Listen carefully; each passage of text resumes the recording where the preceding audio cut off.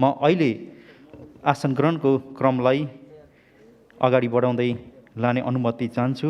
आसन ग्रहणका लागि म सर्वप्रथम नेपाल प्रज्ञा प्रतिष्ठानका माननीय कुलपति श्री गङ्गाप्रसाद उप्रेतीज्यूलाई अनुरोध गर्नेछु। यो कार्यक्रमको उहाँ सभाध्यक्ष हुनुहुन्छ। उहाँ केही समयपछि म उहाँलाई आसन ग्रहण गराउनेछु। यसपछि आसन ग्रहणका लागि अतिथिका आसन ग्रहणका लागि म वाङ्मय शताब्दी पुरुष श्री सत्यमन जोशीज्यूलाई हार्दिक अनुरोध गर्दछु। यसै गरी नेपाल प्रज्ञा प्रतिष्ठानका पूर्व कुलपति श्री बैरागी काइलाज्यू हामीले आमन्त्रण गरेका छौँ। उहाँ आउँदै हुनुहुन्छ। उहाँलाई म आउनु भएपछि आसन ग्रहणमा जोड्नेछु। आसन ग्रहणका लागि नेपाल प्रज्ञा प्रतिष्ठानका माननीय पूर्व उपकुलपति श्री प्राध्यापक डाक्टर वासुदेव त्रिपाठीज्यूलाई सादर अनुरोध गर्दछु। नेपाल सङ्गीत तथा नाट्य प्रज्ञा प्रतिष्ठानका माननीय कुलपति श्री नारायण भक्त श्रेष्ठ रायनज्यूलाई आसन ग्रहणका लागि म हार्दिक अनुरोध गर्दछु। यसै गरी आसन ग्रहणका लागि नेपाल ललित कला प्रज्ञा प्रतिष्ठानका माननीय कुलपति श्री के कर्मचार्यज्यूलाई आसन ग्रहणका लागि हार्दिक अनुरोध गर्दछु र नेपाल प्रज्ञा प्रतिष्ठानका माननीय उपकुलपति डाक्टर जगमान गुरुङज्यूलाई आसन ग्रहणका निमित्त हार्दिक अनुरोध गर्दछु। अग्रासनमा आसन ग्रहणका लागि अतिथि आसन ग्रहणका लागि म भाषा आयोगका माननीय अध्यक्ष डाक्टर लवदेव अवस्थीज्यूलाई हार्दिक अनुरोध गर्दछु। यसै गरी लोकसेवा आयोगका माननीय सदस्य एवं नेपाल प्रज्ञा प्रतिष्ठान सेवा आयोगका अध्यक्ष माननीय श्री दिनेश सिलवालज्यूलाई आसन ग्रहणका लागि हार्दिक अनुरोध गर्दछु। अतिथि आसन ग्रहणकै लागि राष्ट्रिय योजना आयोगका माननीय सदस्य डाक्टर रामकुमार फुयालज्यूलाई हार्दिक अनुरोध गर्दछु। नेपाल प्रज्ञा प्रतिष्ठानका सदस्य सचिव प्राध्यापक जगत प्रसाद उपाध्यायज्यूलाई पनि म आसन ग्रहणका लागि हार्दिक अनुरोध गर्दछु। संस्कृति पर्यटन तथा नागरिक उड्डयन मन्त्रालयका सचिव श्री यादव प्रसाद कोइरालाज्यूलाई आसन ग्रहणका लागि हार्दिक अनुरोध गर्दछु। नेपाल प्रज्ञा प्रतिष्ठानका पूर्व सदस्य सचिव डाक्टर तुलसी प्रसाद भट्टराईज्यूलाई आसन ग्रहणका लागि हार्दिक अनुरोध गर्दछु। नेपाल प्रज्ञा प्रतिष्ठानका पूर्व सदस्य सचिव श्री गीता केसरीज्यूलाई आसन ग्रहणका लागि हार्दिक अनुरोध गर्दछु। नेपाल प्राज्ञ परिषदका सदस्यज्यूहरू प्राध्यापक दिनेश राज पन्तज्यूलाई आसन ग्रहणका लागि हार्दिक अनुरोध गर्दछु। प्राध्यापक डाक्टर योगेन्द्र प्रसाद यादवज्यूलाई आसन ग्रहणका लागि हार्दिक अनुरोध गर्दछु र प्राध्यापक डाक्टर हेमनाथ पौडेलज्यूलाई आसन ग्रहणका लागि अनुरोध गर्दछु। प्राध्यापक डाक्टर उषा ठाकुरज्यूलाई आसन ग्रहणका निमित्त अनुरोध गर्दछु। यसै गरी माया ठकुरीज्यूलाई आसन ग्रहणका लागि हार्दिक अनुरोध गर्दछु। प्राध्यापक डाक्टर गोविन्द्र पौडेलज्यूलाई आसन ग्रहणका निमित्त हार्दिक अनुरोध गर्दछु र लक्ष्मी मालीज्यूलाई आसन ग्रहणका लागि हार्दिक अनुरोध गर्दछु र डाक्टर देवी नेपालज्यूलाई आसन ग्रहणका निमित्त हार्दिक अनुरोध गर्दछु। महामहिम पूर्व राजदूत हिरण्यलाल श्रेष्ठज्यूलाई हार्दिक अनुरोध गर्दछु आसन ग्रहणका निमित्त। नेपाल प्रज्ञा प्रतिष्ठानका आजीवन सदस्यज्यूहरू, पूर्व पदाधिकारीज्यूहरू एवं प्राज्ञ सभाका सदस्यज्यूहरू, नेपाल प्रज्ञा प्रतिष्ठानका नेपाल सङ्गीत तथा नाट्य प्रज्ञा प्रतिष्ठान र नेपाल ललित कला प्रज्ञा प्रतिष्ठानका प्राज्ञ परिषदका पदाधिकारीज्यूहरू, साझा प्रकाशनका महाप्रबन्धकज्यू, सांस्कृतिक संस्थानका अध्यक्षज्यू र संस्कृति पर्यटन तथा नागरिक उड्डयन मन्त्रालयका संस्कृति महाशाखाका र अन्य शाखाका सबै साथीहरूलाई आसन ग्रहणका लागि हार्दिक अनुरोध गर्दछु। नेपाल सङ्गीत तथा नाट्य प्रज्ञा प्रतिष्ठानका सदस्य सचिव श्री श्याम तमोडज्यूलाई म आसन ग्रहणका लागि हार्दिक अनुरोध गर्दछु। पूर्व राजदूत सुन्दरनाथ भट्टराईज्यूलाई आसन ग्रहणका लागि हार्दिक अनुरोध गर्दछु र आमन्त्रित पाहुनाहरू सबैमा यथास्थानमा आसन ग्रहणका लागि हार्दिक अनुरोध गर्दछु। नेपाल प्रज्ञा प्रतिष्ठानका प्राज्ञ सभाका सम्पूर्ण प्राज्ञ सभा सदस्यज्यूहरू, सञ्चारकर्मी साथीहरू र आमन्त्रित पाहुनाहरू सबैमा म यथास्थानमा आसन ग्रहणका लागि हार्दिक अनुरोध गर्दछु। अबको केही समयमा सम्माननीय प्रधानमन्त्रीज्यूको यस प्रेक्षालयमा आगमन हुँदैछ र त्यसपछि हामी विधिवत रूपमा कार्यक्रमलाई अगाडि बढाउनेछौँ। कृपया म यहाँहरू समक्ष पुनः निवेदन गर्दछु कि स्वास्थ्य मापदण्डलाई हामीले पालना गर्नुपर्ने भएको हुनाले यहाँहरूले एक एक सिट चाहिँ खाली छोडेर बसिदिनु हुन हार्दिक अनुरोध गर्दछु। कोभिड महामारीको जोखिम अद्यपि कायमै छ। हामीले सकेसम्म सतर्कता अपनाउनु पर्ने हुन्छ। कृपया एक एक सिट छोडेर आसन ग्रहण गरिदिनु हुन म पुनः अनुरोध गर्दछु। र केही समयपछि नै सम्माननीय प्रधानमन्त्रीज्यूको यस प्रेक्षालयमा आगमन भएपछि हाम्रो कार्यक्रम विधिवत रूपले अगाडि बढ्नेछ। नेपाल प्रज्ञा प्रतिष्ठानको यो 36औं प्राज्ञ सभाको बैठकको समुद्घाटन समारोहको क्रममा हामी छौँ। आजको यस समारोहलाई, यो उद्घाटन समारोहलाई नेपाल प्रज्ञा प्रतिष्ठानको आधिकारिक फेसबुक पेज नेपाल एकाडेमीबाट प्रत्यक्ष प्रसारणको व्यवस्था गरिएको छ। यसका लागि व्हाइट मिडिया प्रालीका प्राविधिक साथीहरूले सहयोग गरिरहनु भएको छ। यस कार्यक्रममा सहभागी हुन, प्रत्यक्ष रूपमा उपस्थित हुन नसक्नुहुने महानुभावहरूको लागि हामीले फेसबुकबाट प्रत्यक्ष प्रसारणको व्यवस्था गरेका छौँ, जसबाट सम्बन्धित पक्षहरू लाभान्वित हुनुहुनेछ र देश विदेशबाट यो कार्यक्रमलाई प्रत्यक्ष रूपले नेपाली साहित्यका अनुरागीहरूले, साहित्यिक व्यक्तित्वहरूले हेरिरहनु भएको कुरा म यहाँहरू समक्ष निवेदन गर्दछु। नेपाल प्रज्ञा प्रतिष्ठानका माननीय पूर्व कुलपति श्री बैरागी काइलाज्यूलाई म अतिथि आसन ग्रहणका लागि हार्दिक अनुरोध गर्दछु।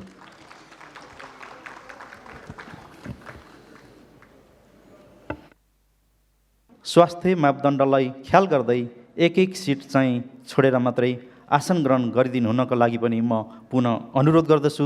धन्यवाद। प्रेक्षालयमा यस मञ्चमा सम्माननीय प्रधानमन्त्री एवं नेपाल प्रज्ञा प्रतिष्ठानका प्रमुख संरक्षक श्री शेरबहादुर देउवाज्यूको आगमन भइसकेको छ। साथमा संस्कृति, पर्यटन तथा नागरिक उड्डयन मन्त्री माननीय प्रेमबहादुर आलेज्यू आउनुभएछ। म उहाँहरूलाई मञ्चमा भव्य स्वागत गर्दछु, हार्दिक स्वागत गर्दछु र राष्ट्रगानका लागि म प्राविधिक साथीहरूलाई हार्दिक अनुरोध गर्दछु।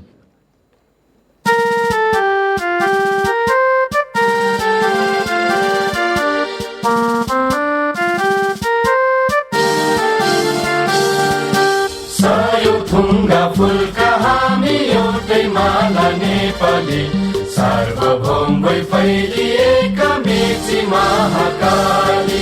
सयौं थुङ्गा फुलका हामी एउटै माला नेपाली, सार्वभौम भई फैलिएका मेची महाकाली। प्रकृतिका कोटि कोटि सम्पदाको आचल, वीरहरूका रगतले स्वतन्त्र अटल। ज्ञान भूमि, शान्ति भूमि, तराई पहाड हिमाल, अखण्ड यो प्यारो हाम्रो मातृभूमि नेपाल।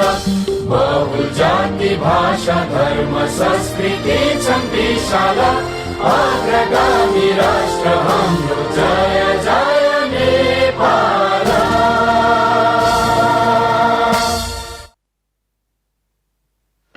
हार्दिक धन्यवाद। नेपाल प्रज्ञा प्रतिष्ठानको 36औं प्राज्ञ सभाको समुद्घाटन समारोहमा सम्माननीय प्रधानमन्त्री एवं नेपाल प्रज्ञा प्रतिष्ठानका प्रमुख संरक्षक श्री शेरबहादुर देउवाज्यूलाई म समारोहमा हार्दिक स्वागत गर्दछु। यसैगरी नेपाल प्रज्ञा प्रतिष्ठानका संरक्षक, संस्कृति, पर्यटन तथा नागरिक उड्डयन मन्त्री माननीय प्रेमबहादुर आलेज्यूलाई हार्दिक स्वागत, अभिवादन अर्पण गर्दछु र यहाँहरू सबैमा पुनः म हार्दिक स्वागत गर्दै कार्यक्रमलाई अब विधिवत रूपमा अगाडि बढाउने अनुमति चाहन्छु। कार्यक्रममा स्वागत मन्तव्य व्यक्त गरिदिनु हुन नेपाल प्रज्ञा प्रतिष्ठानका माननीय उपकुलपति डाक्टर जगमान गुरुङज्यूमा म हार्दिक अनुरोध गर्दछु। सभाका सभाध्यक्ष, नेपाल प्रज्ञा प्रतिष्ठानका माननीय कुलपति गङ्गा प्रसाद उप्रेतीज्यू र प्रमुख अतिथि नेपाल प्रज्ञा प्रतिष्ठानका प्रमुख संरक्षक सम्माननीय प्रधानमन्त्री शेरबहादुर देउवाज्यू ने विशेष अतिथि नेपाल प्रज्ञा प्रतिष्ठानका संरक्षक माननीय संस्कृति, पर्यटन तथा नागरिक उड्डयन मन्त्री प्रेमबहादुर आलेज्यू र समुपस्थित सम्पूर्ण प्राज्ञिक महानुभावहरू, भद्र महिला तथा सज्जनवृन्द,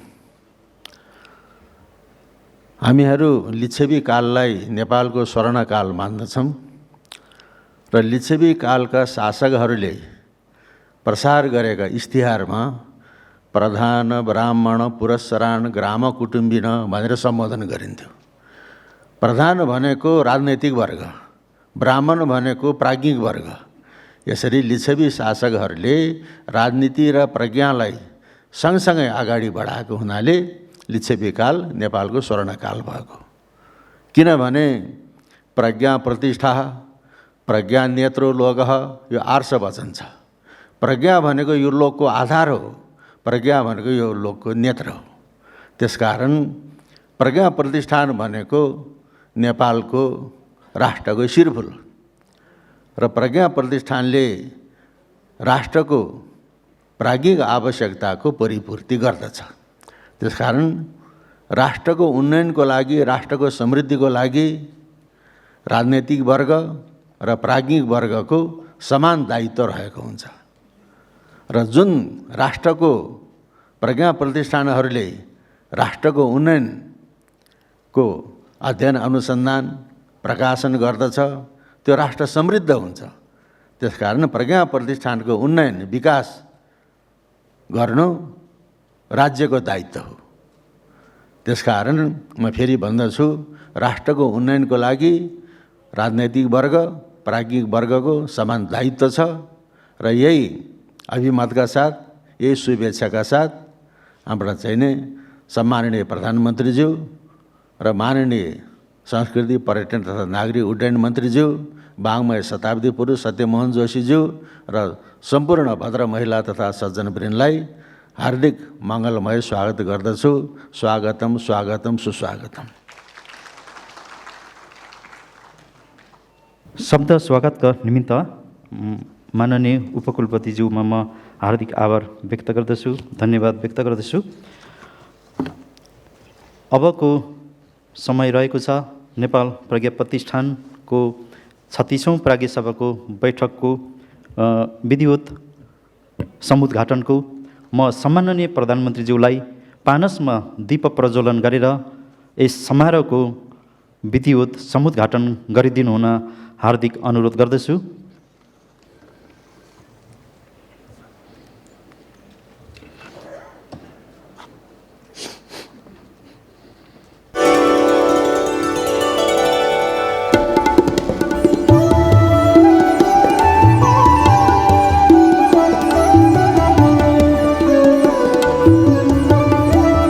कार्यक्रमको समुद्घाटनका निमित्त सम्माननीय प्रधानमन्त्रीज्यूमा म हार्दिक धन्यवाद व्यक्त गर्दछु। नेपाल प्रज्ञा प्रतिष्ठानका माननीय कुलपति श्री गङ्गा प्रसाद उप्रेतीज्यूद्वारा सम्माननीय प्रधानमन्त्री तथा नेपाल प्रज्ञा प्रतिष्ठानका प्रमुख संरक्षक श्री शेरबहादुर देउवाज्यूलाई प्राज्ञ सभाको 36औं बैठकको कार्यक्रम पुस्तिका र प्राज्ञ सभाको 36औं बैठकमा प्रस्तुत गरिने प्रतिवेदन अर्पण गरिदिनु हुन म हार्दिक अनुरोध गर्दछु माननीय कुलपतिज्यूमा। र प्रतिवेदन र कार्यक्रम पुस्तिका ग्रहण गरिदिनु भएकोमा सम्माननीय प्रधानमन्त्रीज्यू म हार्दिक धन्यवाद व्यक्त गर्दछु। यसै गरी माननीय संस्कृति, पर्यटन तथा नागरिक उड्डयन मन्त्रीज्यू श्री प्रेमबहादुर आलेज्यूलाई पनि म कार्यक्रमको पुस्तिका र प्राज्ञ सभामा प्रस्तुत गरिने प्रतिवेदन ग्रहण गरिदिनु हुन हार्दिक अनुरोध गर्दछु र कुलपतिज्यूलाई धन्यवाद व्यक्त गर्दछु। अब नेपाल प्रज्ञा प्रतिष्ठानले आफ्नो वेबसाइटलाई पुनः नयाँ ढङ्गबाट डिजाइन गराएको छ। यसमा केही विशेषताहरू सहित यसको अद्यावधि गरिएको छ र जसलाई औपचारिक रूपमा शुभारम्भ गरिदिनु हुन म समारोहका प्रमुख अतिथि सम्माननीय प्रधानमन्त्रीज्यू समक्ष हार्दिक निवेदन गर्दछु र यसमा प्राविधिक काम गरिरहनुभएका संश्री टेक्नोलोजीका प्रमुख इन्जिनियर सञ्जीव उपाध्यायज्यूलाई प्राविधिक सहयोगका निमित्त म हार्दिक अनुरोध गर्दछु। नेपाल प्रज्ञा प्रतिष्ठान हार्दिक धन्यवाद व्यक्त गर्दछु यो वेबसाइटको शुभारम्भका निमित्त। अब यसभित्र के विशेषता छन् त, यसको डिजाइन, यसको डेभलप गर्नुहुने संश्री टेक्नोलोजी प्रणालीका प्रमुख इन्जिनियर सञ्जीव उपाध्यायज्यूलाई 4-5 मिनटभित्रमा यसको विस्तृत रूपमा यसका बारेमा प्रकाश पारिदिनु हुन पनि म अनुरोध गर्दछु। नमस्कार। आज हुन गइरहेको यस नेपाल प्रज्ञा प्रतिष्ठानको 36औं प्राज्ञ सभा समुद्घाटन समारोह कार्यक्रममा पाल्नुभएका प्रमुख अतिथि सम्माननीय प्रधानमन्त्रीज्यू, माननीय मन्त्रीज्यू तथा विशिष्ट अतिथि ग्रहण गर्नुभएका प्राज्ञ सभाका सम्पूर्ण व्यक्तित्वहरू र महिला तथा सज्जनवृन्दमा संश्री टेक्नोलोजीको तर्फबाट म सञ्जीव उपाध्यायको न्यानो अभिवादन। हामीले विगतका दिनहरूमा वेबसाइटमा रहेका केही कुराहरूलाई चाहिँ परिमार्जन गरेर नयाँ ढङ्गबाट चाहिँ 21औं शताब्दीमा हुने गरेका सम्पूर्ण कुरालाई चाहिँ टेक्निकली साउन्ड गरेर हामीले यसलाई परिमार्जन गरेर रिडेभलप गरेका छौँ। वेबसाइटको अफिसियली लन्च आज भइसकेको छ। आजबाट यहाँहरूले चाहिँ अफिसियली हल अनलाइन बुकिङ गर्ने सिस्टमदेखि लिएर अनलाइन पत्रिका पुस्तकहरू पढ्नेदेखि लिएर सबै कुरा अनलाइनबाट गर्न हुने प्रावधान हामीले मिलाएका छौँ। यसको ब्याकइन्ड हामीले चाहिँ नेपाल सरकारमै रहेको एनआइटिसीको सर्भरमा हामीले डेटाबेस ब्याकइन्ड राखेका छौँ र फ्रन्टइन्डलाई हामीले .gov.np मा लिङ्क गरेका छौँ। यो इन्टरनेसनली हरेक ठाउँबाट, जो संसारको हरेक मुलुकबाट हामीले यसलाई चाहिँ लाइभ हेर्न सक्छौँ आजबाट। यसमा विशेष गरी हामीले प्रयोग गरेको टेम्प्लेट भन्नुपर्दाखेरि हामीले चाहिँ एउटा गभर्मेन्टको स्ट्यान्डर्ड टेम्प्लेट युज गरेका छौँ, जुन ब्लू र वाइट थिममा मेन्सन गरिएको छ। त्यसै गरी हामीले नेपाल सरकारको लोगो र प्रज्ञा प्रतिष्ठानको लोगोलाई पनि हामीले प्रायोरिटीमा राखेर हामीले चाहिँ यसलाई नेपाली र इङ्ग्लिस दुइटै भाषामा खोल्ने गरी, हेरिने गरी गरेर हामीले यसलाई बनाएका छौँ। यसलाई अलिकति मैले छोटो तरिकाले भन्नुपर्दाखेरि यसमा हामीले कन्टेन्टहरूमा चाहिँ हामीले हलहरूको इन्फर्मेसन दिएका छौँ। साथमा प्रज्ञाको गतिविधिलाई चाहिँ हामीले प्रायोरिटाइज तरिकाले दिएका छौँ। त्यसै गरी हामीले राइट ह्यान्ड कर्नरमा हाम्रो कुलपतिज्यू, उपकुलपतिज्यू र अरू प्राज्ञहरूको चाहिँ हामीले डिटेल्सहरू राखेका छौँ यसमा। त्यसै गरी हामीले युट्युबको डाइरेक्ट लिङ्कलाई चाहिँ हामीले चाहिँ यसमा लिङ्क गरेका छौँ। प्रज्ञाबाट जति पनि कुराहरू लाइभ हामीले दिन्छौँ युट्युबबाट, ती कुराहरूलाई हामीले यसमा चाहिँ लाइभ भ्यू गर्ने अप्सन पनि दिएका छौँ। साथमा हामीले महत्त्वपूर्ण लिङ्कहरू राखिदिनुका साथै हामीले चाहिँ सामाजिक सञ्जाललाई पनि जोडेका छौँ। पक्कै पनि अहिलेको 21st सेन्चुरीमा हामीलाई चाहिने कुराहरू भनेको सामाजिक सञ्जालमा पनि हामी एक्टिभ हुनुपर्ने भएको भएर ती कुराहरू राखेका छौँ। बृहत नेपाली शब्दकोशको एप पनि हामीले त्यसबाटै चाहिँ रिडाइरेक्ट गरेर लिङ्क राखेका छौँ। हामीले गुगल म्यापलाई चाहिँ हामीले रिडाइरेक्ट गरेका छौँ। यति यसका साथमा हामीले यसमा भएका इन्फर्मेसन्सहरू चाहिँ अब यहाँहरूले हेर्न सक्नुहुन्छ। सम्पूर्ण इन्फर्मेसनहरू अब नियमहरूदेखि लिएर सेवा आयोग, प्राज्ञा पुरस्कारदेखि लिएर प्रकाशनका कुराहरू, त्यसपछि यो सूचनाको सङ्ग्रहालयका कुराहरू हामीले राखेका छौँ।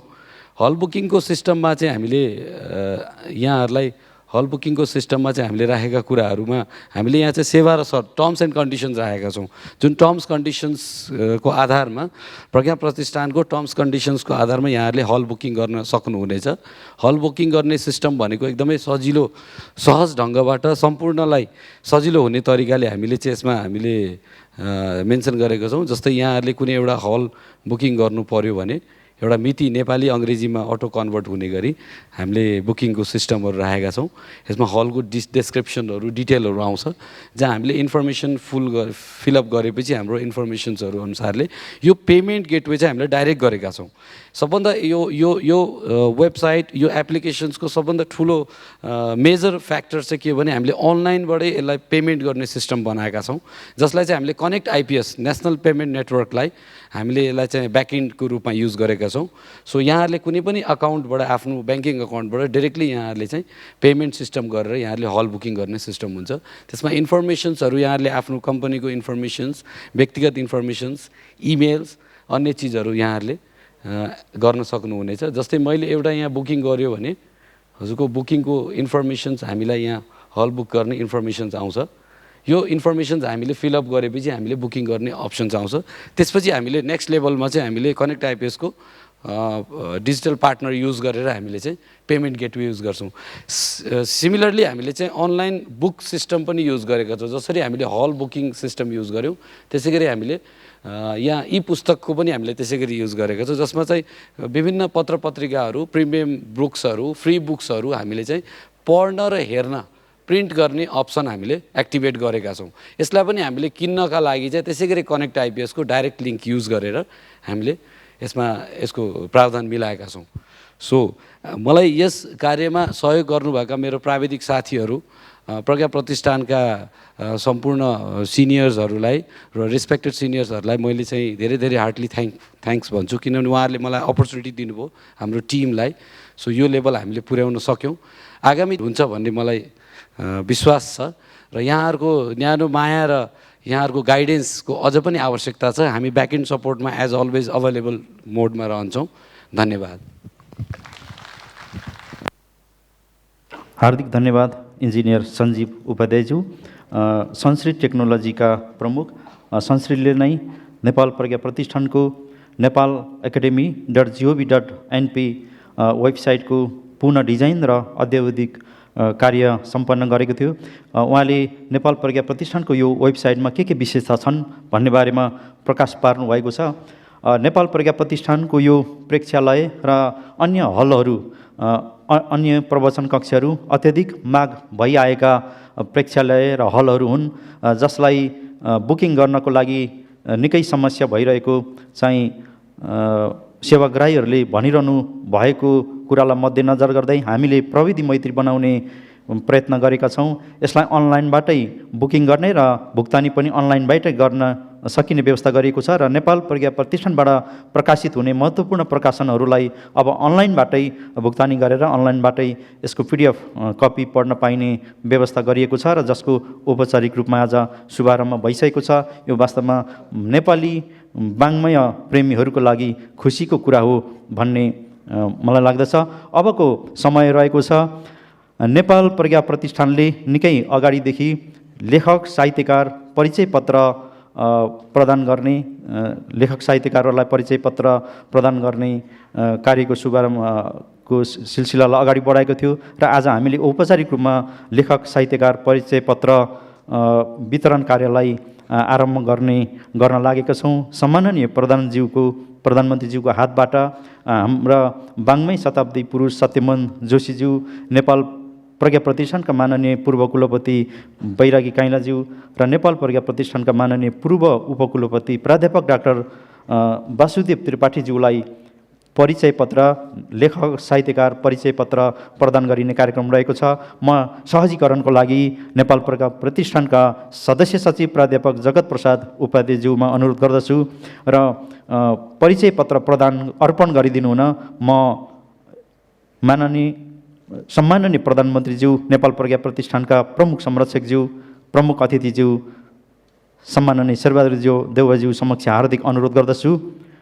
नेपाल प्रज्ञा प्रतिष्ठानद्वारा आज यो गौरवपूर्ण समारोहका बिचमा नेपाल प्रज्ञा प्रतिष्ठानद्वारा लेखक साहित्यकार परिचय पत्र वाङ्मय शताब्दी पुरुष श्री सत्यमोहन जोशीज्यूलाई अर्पण गरिएको छ। म सम्माननीय प्रधानमन्त्रीज्यूमा हार्दिक धन्यवाद व्यक्त गर्दछु। यसै गरी नेपाल प्रज्ञा प्रतिष्ठानका माननीय पूर्व कुलपति वरिष्ठ साहित्य साधक श्री बैरागी काइलाज्यूलाई लेखक साहित्यकार परिचय पत्र ग्रहण गरिदिनु हुनको लागि म अनुरोध गर्दछु। सम्माननीय प्रधानमन्त्रीज्यूको हातबाट उहाँलाई लेखक साहित्यकार परिचय पत्र अर्पण गरिँदैछ। यो परिचय पत्रले साहित्य साधकहरूलाई सम्मान गर्नेछ भन्ने हामीले ठानेका छौँ। म यसै गरी नेपाल प्रज्ञा प्रतिष्ठानका माननीय पूर्व उपकुलपति प्राध्यापक डाक्टर वासुदेव त्रिपाठीज्यूलाई लेखक साहित्यकार परिचय पत्र ग्रहण गरिदिनु हुनका लागि अनुरोध गर्दछु। सम्माननीय प्रधानमन्त्रीज्यूले उहाँलाई लेखक साहित्यकार परिचय पत्र अर्पण गर्नुभएको छ। म परिचय पत्र ग्रहण गरिदिनु भएकोमा साहित्य साधकहरूमा हार्दिक बधाई ज्ञापन गर्दछु र सम्माननीय प्रधानमन्त्रीज्यूमा हार्दिक धन्यवाद व्यक्त गर्दछु। हजुर, धन्यवाद। हाम्रो परिचय पत्र प्रदानको क्रम अझै बाँकी रहेको छ। नेपाल प्रज्ञा प्रतिष्ठानका पूर्व सदस्य सचिव श्री गीता केसरीज्यूलाई समारोहमा यस मञ्चमा लेखक साहित्यकार परिचय पत्र ग्रहण गरिदिनका लागि अनुरोध गर्दछु र सम्माननीय प्रधानमन्त्रीज्यू समक्ष उहाँलाई लेखक साहित्यकार परिचय पत्र प्रदान गरिदिनु हुन अनुरोध गर्दछु।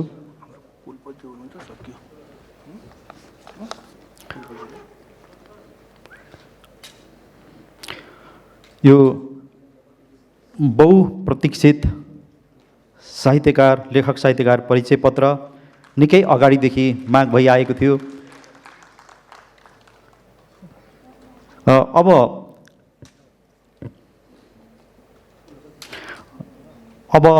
नेपाल प्रज्ञा प्रतिष्ठानका माननीय कुलपति श्री गङ्गा प्रसाद उप्रेतीज्यूलाई लेखक साहित्यकार परिचय पत्र ग्रहण गरिदिनु हुन अनुरोध गर्दछु। सम्माननीय प्रधानमन्त्रीज्यूको हातबाट उहाँलाई लेखक साहित्यकार परिचय पत्र प्रदान गरिएको छ, अर्पण गरेको छ। म परिचय पत्र ग्रहण गरिदिनु हुने सबै वरिष्ठ साहित्य साधकहरूमा हार्दिक बधाई ज्ञापन गर्दछु र यो परिचय पत्र अर्पण गरिदिनु भएकोमा सम्माननीय प्रधानमन्त्रीज्यूमा हार्दिक धन्यवाद अर्पण गर्दछु। धन्यवाद।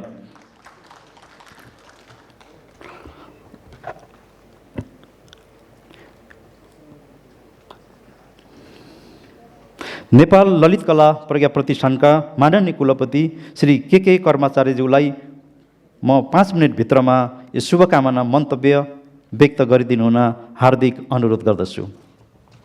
नेपाल ललित कला प्रज्ञा प्रतिष्ठानका माननीय कुलपति श्री के कर्माचार्यज्यूलाई मन्तव्यका निमित्त म हार्दिक अनुरोध गर्दछु।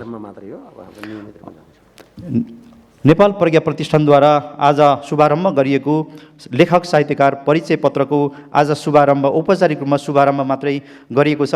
अब माग भइआएको आवेदनका आधारमा नेपाल प्रज्ञा प्रतिष्ठानले मापदण्डको एउटा तयार गरेको छ। त्यसभित्र रहेर अब क्रमशः लेखक साहित्यकार परिचय पत्र प्रदान गरिँदै जाने बेहोरा म यहाँहरू समक्ष पुनः अनुरोध गर्दछु।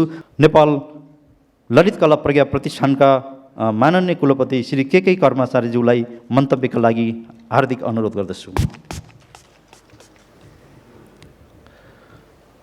नेपाल प्रज्ञा प्रतिष्ठानको 36औं प्राज्ञ सभा उद्घाटन समारोहका प्रमुख अतिथि नेपाल प्रज्ञा प्रतिष्ठान तथा ललित कला प्रज्ञा प्रतिष्ठान, सङ्गीत नाट्य प्रज्ञा प्रतिष्ठानका प्रमुख संरक्षक सम्माननीय प्रधानमन्त्री शेरबहादुर देउबाज्यू, त्यसै गरी संरक्षक र संस्कृति तथा नागरिक उद्यान मन्त्री प्रेमबहादुर आलेज्यू, यो सभामा उपस्थित हुनुभएका ड्यासमा रहनुभएका पूर्व कुलपतिज्यूहरू, नेपाल सङ्गीत नाट्य प्रज्ञा प्रतिष्ठानका कुलपतिज्यू, अन्य विशिष्ट व्यक्तित्वहरू ड्यासमा हुनुहुन्छ। यहाँ उपस्थित हुनुभएका अन्य विशिष्ट व्यक्तित्वहरू, प्रज्ञा प्रतिष्ठानका सदस्यज्यूहरू, सभा सदस्यज्यूहरू र अन्य विद्वान विदुषीजीहरू, भद्र महिला तथा सज्जनवृन्द, आज 36औं प्रज्ञा सभा नेपाल प्रज्ञा प्रतिष्ठानद्वारा सुरु गरिएको यो प्रज्ञा सभामा सबै प्राज्ञज्यूहरूलाई म सबभन्दा पहिले हार्दिक बधाई दिन चाहन्छु। प्राज्ञ सभा प्रज्ञा प्रतिष्ठानको लागि अत्यन्त महत्त्वपूर्ण सभा हो। यो सभाबाट पारित निर्णयहरूलाई कार्यान्वयन गर्ने तर्फ प्रज्ञा प्रतिष्ठान सदैव लागिरहेको हुन्छ। त्यसै गरी यो प्रज्ञा प्रतिष्ठान सबै सभाका निर्णयहरूलाई अगाडि बढाउन सक्नेछ भन्ने लागेको छ। कलाको विकासको लागि अथवा साहित्यको विकासको लागि अथवा सङ्गीतको विकासको लागि हामी समृद्ध नेपाल भनेर भन्ने गरेका छौँ। समृद्ध नेपाल हुनको लागि म के भन्न चाहन्छु भने बिना लगानी विकास सम्भव हुँदैन। हाम्रा इतिहास साक्षी छ। हाम्रो समृद्ध नेपाल र इतिहासमा नेपाललाई गौरवशाली बनाएको इतिहास छ। त्यसै गरी आज पनि वर्तमान परिस्थितिमा पनि त्यसै गरी लगानी नगरिकन देश समृद्ध हुँदैन। कलाको विकास, कला साहित्य सङ्गीतको विकास नभइकन समृद्ध हुन पनि सक्दैन भन्ने जनधारणा यहाँहरूलाई बित्दै छ। त्यस कारणले विकासलाई हामीले अगाडि बढाउने हो, समृद्धिलाई हामीले अगाडि बढाउने हो भने बिना लगानी सम्भव प्रायः हुन्छ जस्तो मलाई लाग्दैन। केवल दिवा स्वप्न मात्रै हुनसक्छ। त्यस कारणले लगानी सबभन्दा मूलभूत कुरा भन्ने मलाई लाग्छ। धेरै कुराहरू म यहाँ राख्न पनि अहिले समयको पनि अभाव छ। त्यस कारणले यो प्राज्ञ सभाले यस्तै विभिन्न सृजनात्मक र उत्पादक कुरामा लगानीलाई विशेष मध्यनजर राखेर विकासकै हामीले गर्ने हो भने यी विभिन्न कुराहरूलाई मध्यनजर राखेर निर्णयहरू हुनेछ भन्ने पनि मलाई लागेछ। यी सबै कुराहरू सफल हुनको लागि यो प्राज्ञ सभालाई म हार्दिक शुभकामना व्यक्त गर्दै यो प्राज्ञ सभा सफल सम्पन्न हुनको लागि पनि म शुभकामना दिन चाहन्छु र यहाँ सबैलाई म बधाई पनि दिन चाहन्छु। धन्यवाद।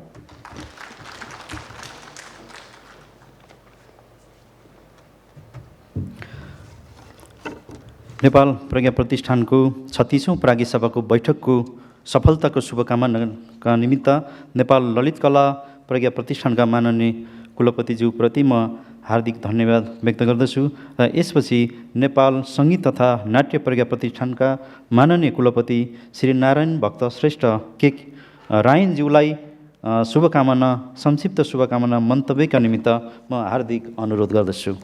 आजको यस 36औं प्राज्ञ सभालाई गरिमा प्रदान गरेर यहाँ उपस्थित हुनुहुने सम्पूर्ण विद्वान विदुषीहरूलाई न्यानो अभिवादन र यो कार्यक्रमको अध्यक्षता गरिराख्नु भएको नेपाल प्रज्ञा परिषदको कुलपतिज्यू, हाम्रा प्रमुख संरक्षकज्यू र वर्तमान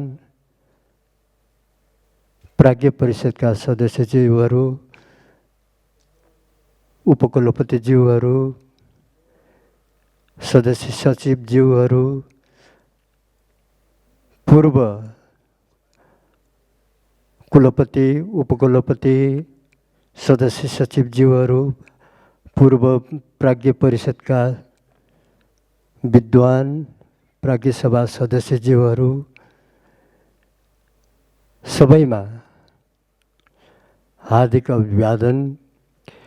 आज जुन प्राज्ञ सभाको यो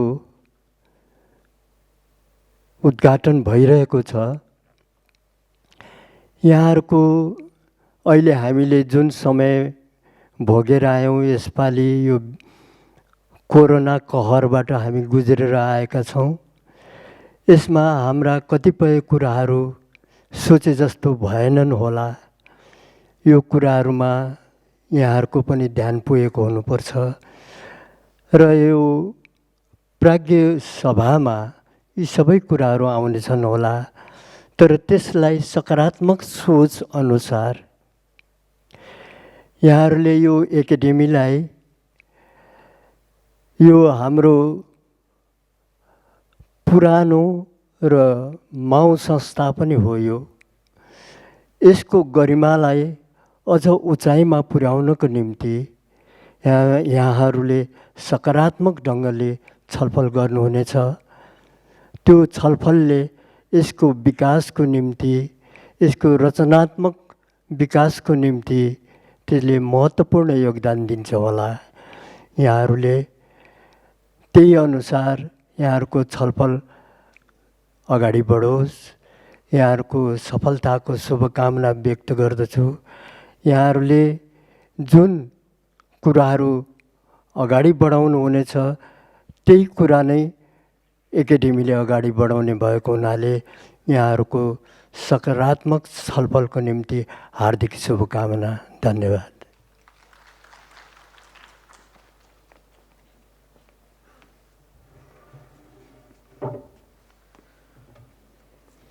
प्राज्ञ सभाको 36औं बैठकको सफलताको शुभकामनाका निमित्त म नेपाल सङ्गीत तथा नाट्य प्रज्ञा प्रतिष्ठानका माननीय कुलपति श्री रायनज्यूप्रति हार्दिक धन्यवाद व्यक्त गर्दछु र मन्तव्यका निमित्त म नेपाल प्रज्ञा प्रतिष्ठानका पूर्व कुलपति श्री बैरागी कैलाज्यूलाई हार्दिक अनुरोध गर्दछु। नेपाल प्रज्ञा प्रतिष्ठान 36औं प्राज्ञ सभाका सभापति कुलपति गंगा प्रसाद उप्रेतीज्यू, प्रमुख अतिथि प्रज्ञा प्रतिष्ठानका प्रमुख संरक्षक सम्माननीय प्रधानमन्त्री शेरबहादुर देउवाजी, संरक्षक माननीय संस्कृति मन्त्रीज्यू, अन्य प्रज्ञा प्रतिष्ठानका कुलपतिज्यूहरू, नेपाल प्रज्ञा प्रतिष्ठानका उपकुलपति, सदस्य सचिव तथा प्राज्ञा सदस्यज्यूहरू, प्रज्ञा सभाका सदस्यज्यूहरू र उपस्थित सबै आमन्त्रित महानुभावहरू, यो महान हिमालयको काखमा रहेको हाम्रो मुलुक ज्ञानको एउटा अद्वितीय खानी भएको देशै हो र यही ज्ञान सर्वत्र पुर्याउनैकै लागि हाम्रोमा भाषा, साहित्य, ललित कला, सङ्गीत, नाट्यलाई प्रतिनिधित्व गर्ने हाल 3टा प्रज्ञा प्रतिष्ठानहरू पनि गठन भएका छन् र यिनले हामी सबै नेपालीलाई ज्ञानको उच्चतम शिखरमा लैजाने, एकाअर्कामा भातृत्व र एउटा समन्वयकारी व्यवहार र दृष्टिकोणमा अगाडि बढाउने काममा सृजनात्मक हिसाबले अगाडि बढाइराखेको छ र बढाइरहने पनि छ भन्ने विश्वास छ। अन्तमा एउटा गजब राम्रो कुरा पनि भयो, हामीलाई प्रज्ञा प्रतिष्ठानको पहलमा अबदेखि त लेखक भइस् भनेर प्रमाणपत्र पनि सम्माननीय प्रधानमन्त्रीको बाहुलीबाट प्राप्त भयो।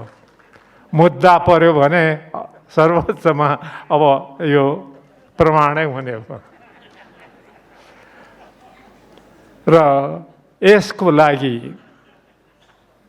हामी लेखक त भन्थ्यौँ, यो लेखक हो भन्थ्यो, कुन देशको हो यो, मैले छक्क परेर उहिले मान्छेहरू हेर्थे। अब त लेखकै भयो। यसो प्लेनमा चढेर अगाडि जाँदा परिचय पत्र माग्छन्, यो देखाउँदा मान्छे होला। अब यहाँ हाम्रो पर्यटन मन्त्रीज्यू पनि हुनुहुन्छ र यसको उपादेयता धेरै छ, धेरै हुनसक्छ। यो हामी सबै लेखकहरू या सृजनात्मक काममा लागिरहेकाहरूको लागि एउटा ठुलो मूल्याङ्कनको कुरा भयो। यसको लागि प्रज्ञा प्रतिष्ठानलाई म आफ्नो तर्फबाट हार्दिक कृतज्ञता ज्ञापन गर्छु र यो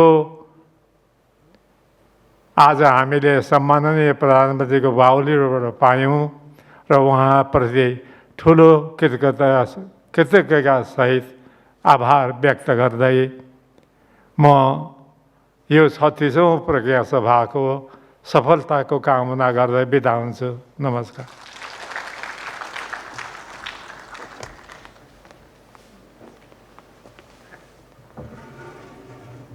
नेपाल प्रज्ञा प्रतिष्ठानको 36औं प्राज्ञ सभाको बैठकको भव्य सफलताको शुभकामना व्यक्त गर्दै नेपाल प्रज्ञा प्रतिष्ठानले प्रारम्भ गरेको लेखक साहित्यकार परिचय पत्रको महत्त्वको बारेमा, उपादेयताका बारेमा प्रकाश पारिदिनु भएकोमा, सार गर्वित मन्तव्य व्यक्त गरिदिनु भएकोमा म नेपाल प्रज्ञा प्रतिष्ठानका माननीय पूर्व कुलपति श्री बैरागी काइलाज्यूप्रति हार्दिक आभार व्यक्त गर्दछु र मन्तव्यका निमित्त वाङ्मय शताब्दी पुरुष श्री सत्यमोहन जोशीज्यूलाई यथास्थानबाटै मन्तव्य व्यक्त गरिदिनु हुन अनुरोध गर्दछु। माननीय आजको सभाका अध्यक्षज्यू, सम्माननीय प्रमुख अतिथि प्रधानमन्त्रीज्यू र माननीय संस्कृति मन्त्रीज्यू, सम्पूर्ण विद्वान विदुषीज्यूहरू नमस्कार।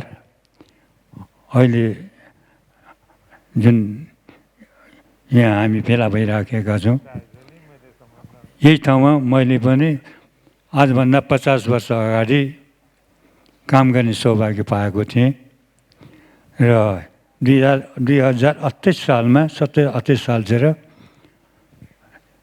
ज्यादै पिसिदिएको कर्णाली अञ्चलमा गएर एउटा टोली नै लिएर यो कर्णाली लोक संस्कृतिको अध्ययनमा नेपाली भाषाको व्युत्पत्ति थलोमा काम गर्ने सौभाग्य पाएको थिएँ र त्यही बेला आजभन्दा 50 वर्ष अगाडि मैले एउटा टोली लिएर गएको थिएँ 5 जनाको। ती टोलीको अन्तर्गत त्यही ठाउँमा बसेर महिनौ दिन बसेर फर्केर आएपछि 5वटा भोल्युम 5 जनाले first part, second part, third part, fourth part, fifth part गरेर निकालेका थियौँ। ज्यादै पपुलर भयो, ज्यादै भयो। देशको राजनीतिक कुरालाई त हामी छोडौँ, हामीहरूको मुख्य काम त कल्चर प्रज्ञा नै हो।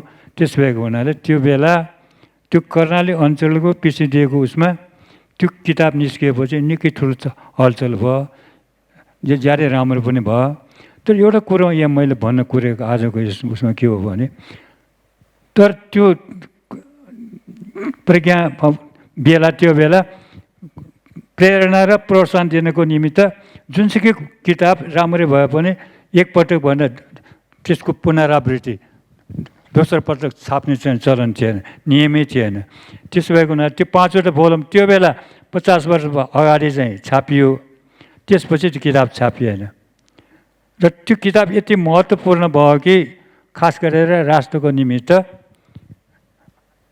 यो खास गरेर सांस्कृतिक क्षेत्रबाट देशलाई माथि उठाउनुको निमित्त, देशको निमित्त, देशको सह-अस्तित्व, समन्वय र समावेशीकरणको निमित्त कल्चरले खेल्ने भूमिका ज्यादै माथिल्लो तहको हुन्छ भन्ने कुरो दर्शाइराखेको भएको हुनाले यति बेला सोसियल साइन्स बा भन्ने अर्को एउटा संस्था प्राइभेटले अहिले त्यो 5 भोल्युम अहिले भर्खर 50 वर्षपछि निकाल्यो।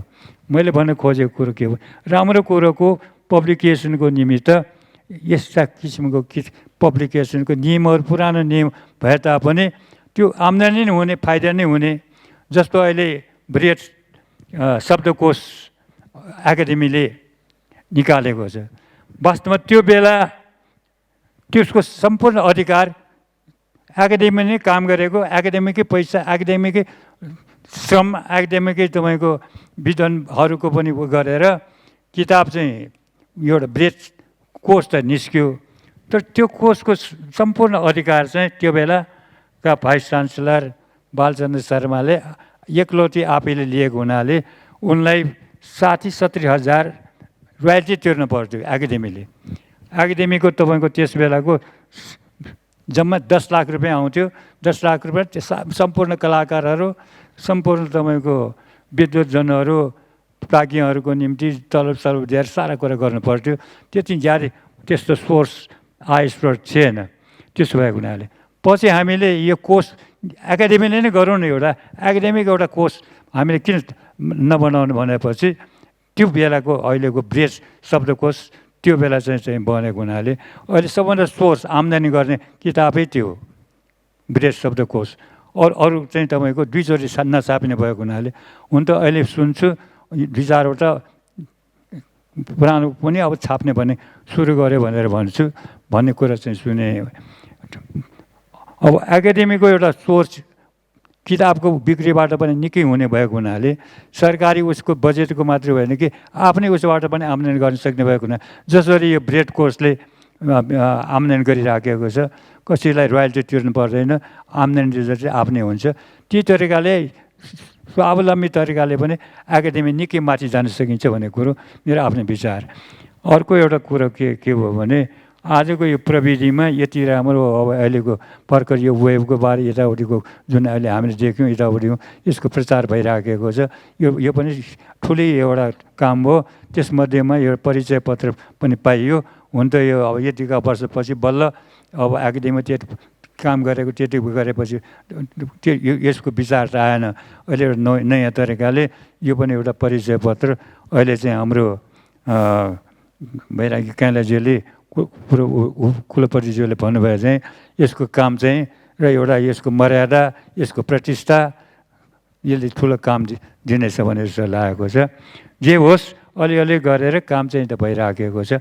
तर मुख्य कुरो एकाडेमीले यत्रो हाम्रो सांस्कृतिक विविधता, कल्चरल डाइभर्सिटी भएको मुलुकमा यो कल्चरको निम्ति काम नगरिकन जस्तै उपन्यास भए पनि, जस्तै ठुल्ठुलो ग्रन्थ महाकाव्य भए पनि त्यतिको चाहिँ त्यतिको कामयाबी हुँदैन जति हाम्रो कल्चरको लिएर कल्चरको माध्यमबाट समावेशीकरणको आधारमा मेचीदेखि महाकालीसम्मका नेपालीहरूलाई म नेपाली हुँ, मेरो देश नेपाल भनेर चिनाउनुको निमित्त र हामीले झगडा गर्ने कुरा आउँदैन, यताउति गर्ने कुरा आउँदैन, त्यो भइरहन्छन् गइरहन्छन्। तर मुख्य देशको निमित्त त एउटा कल्चरल युनिटी नै हो।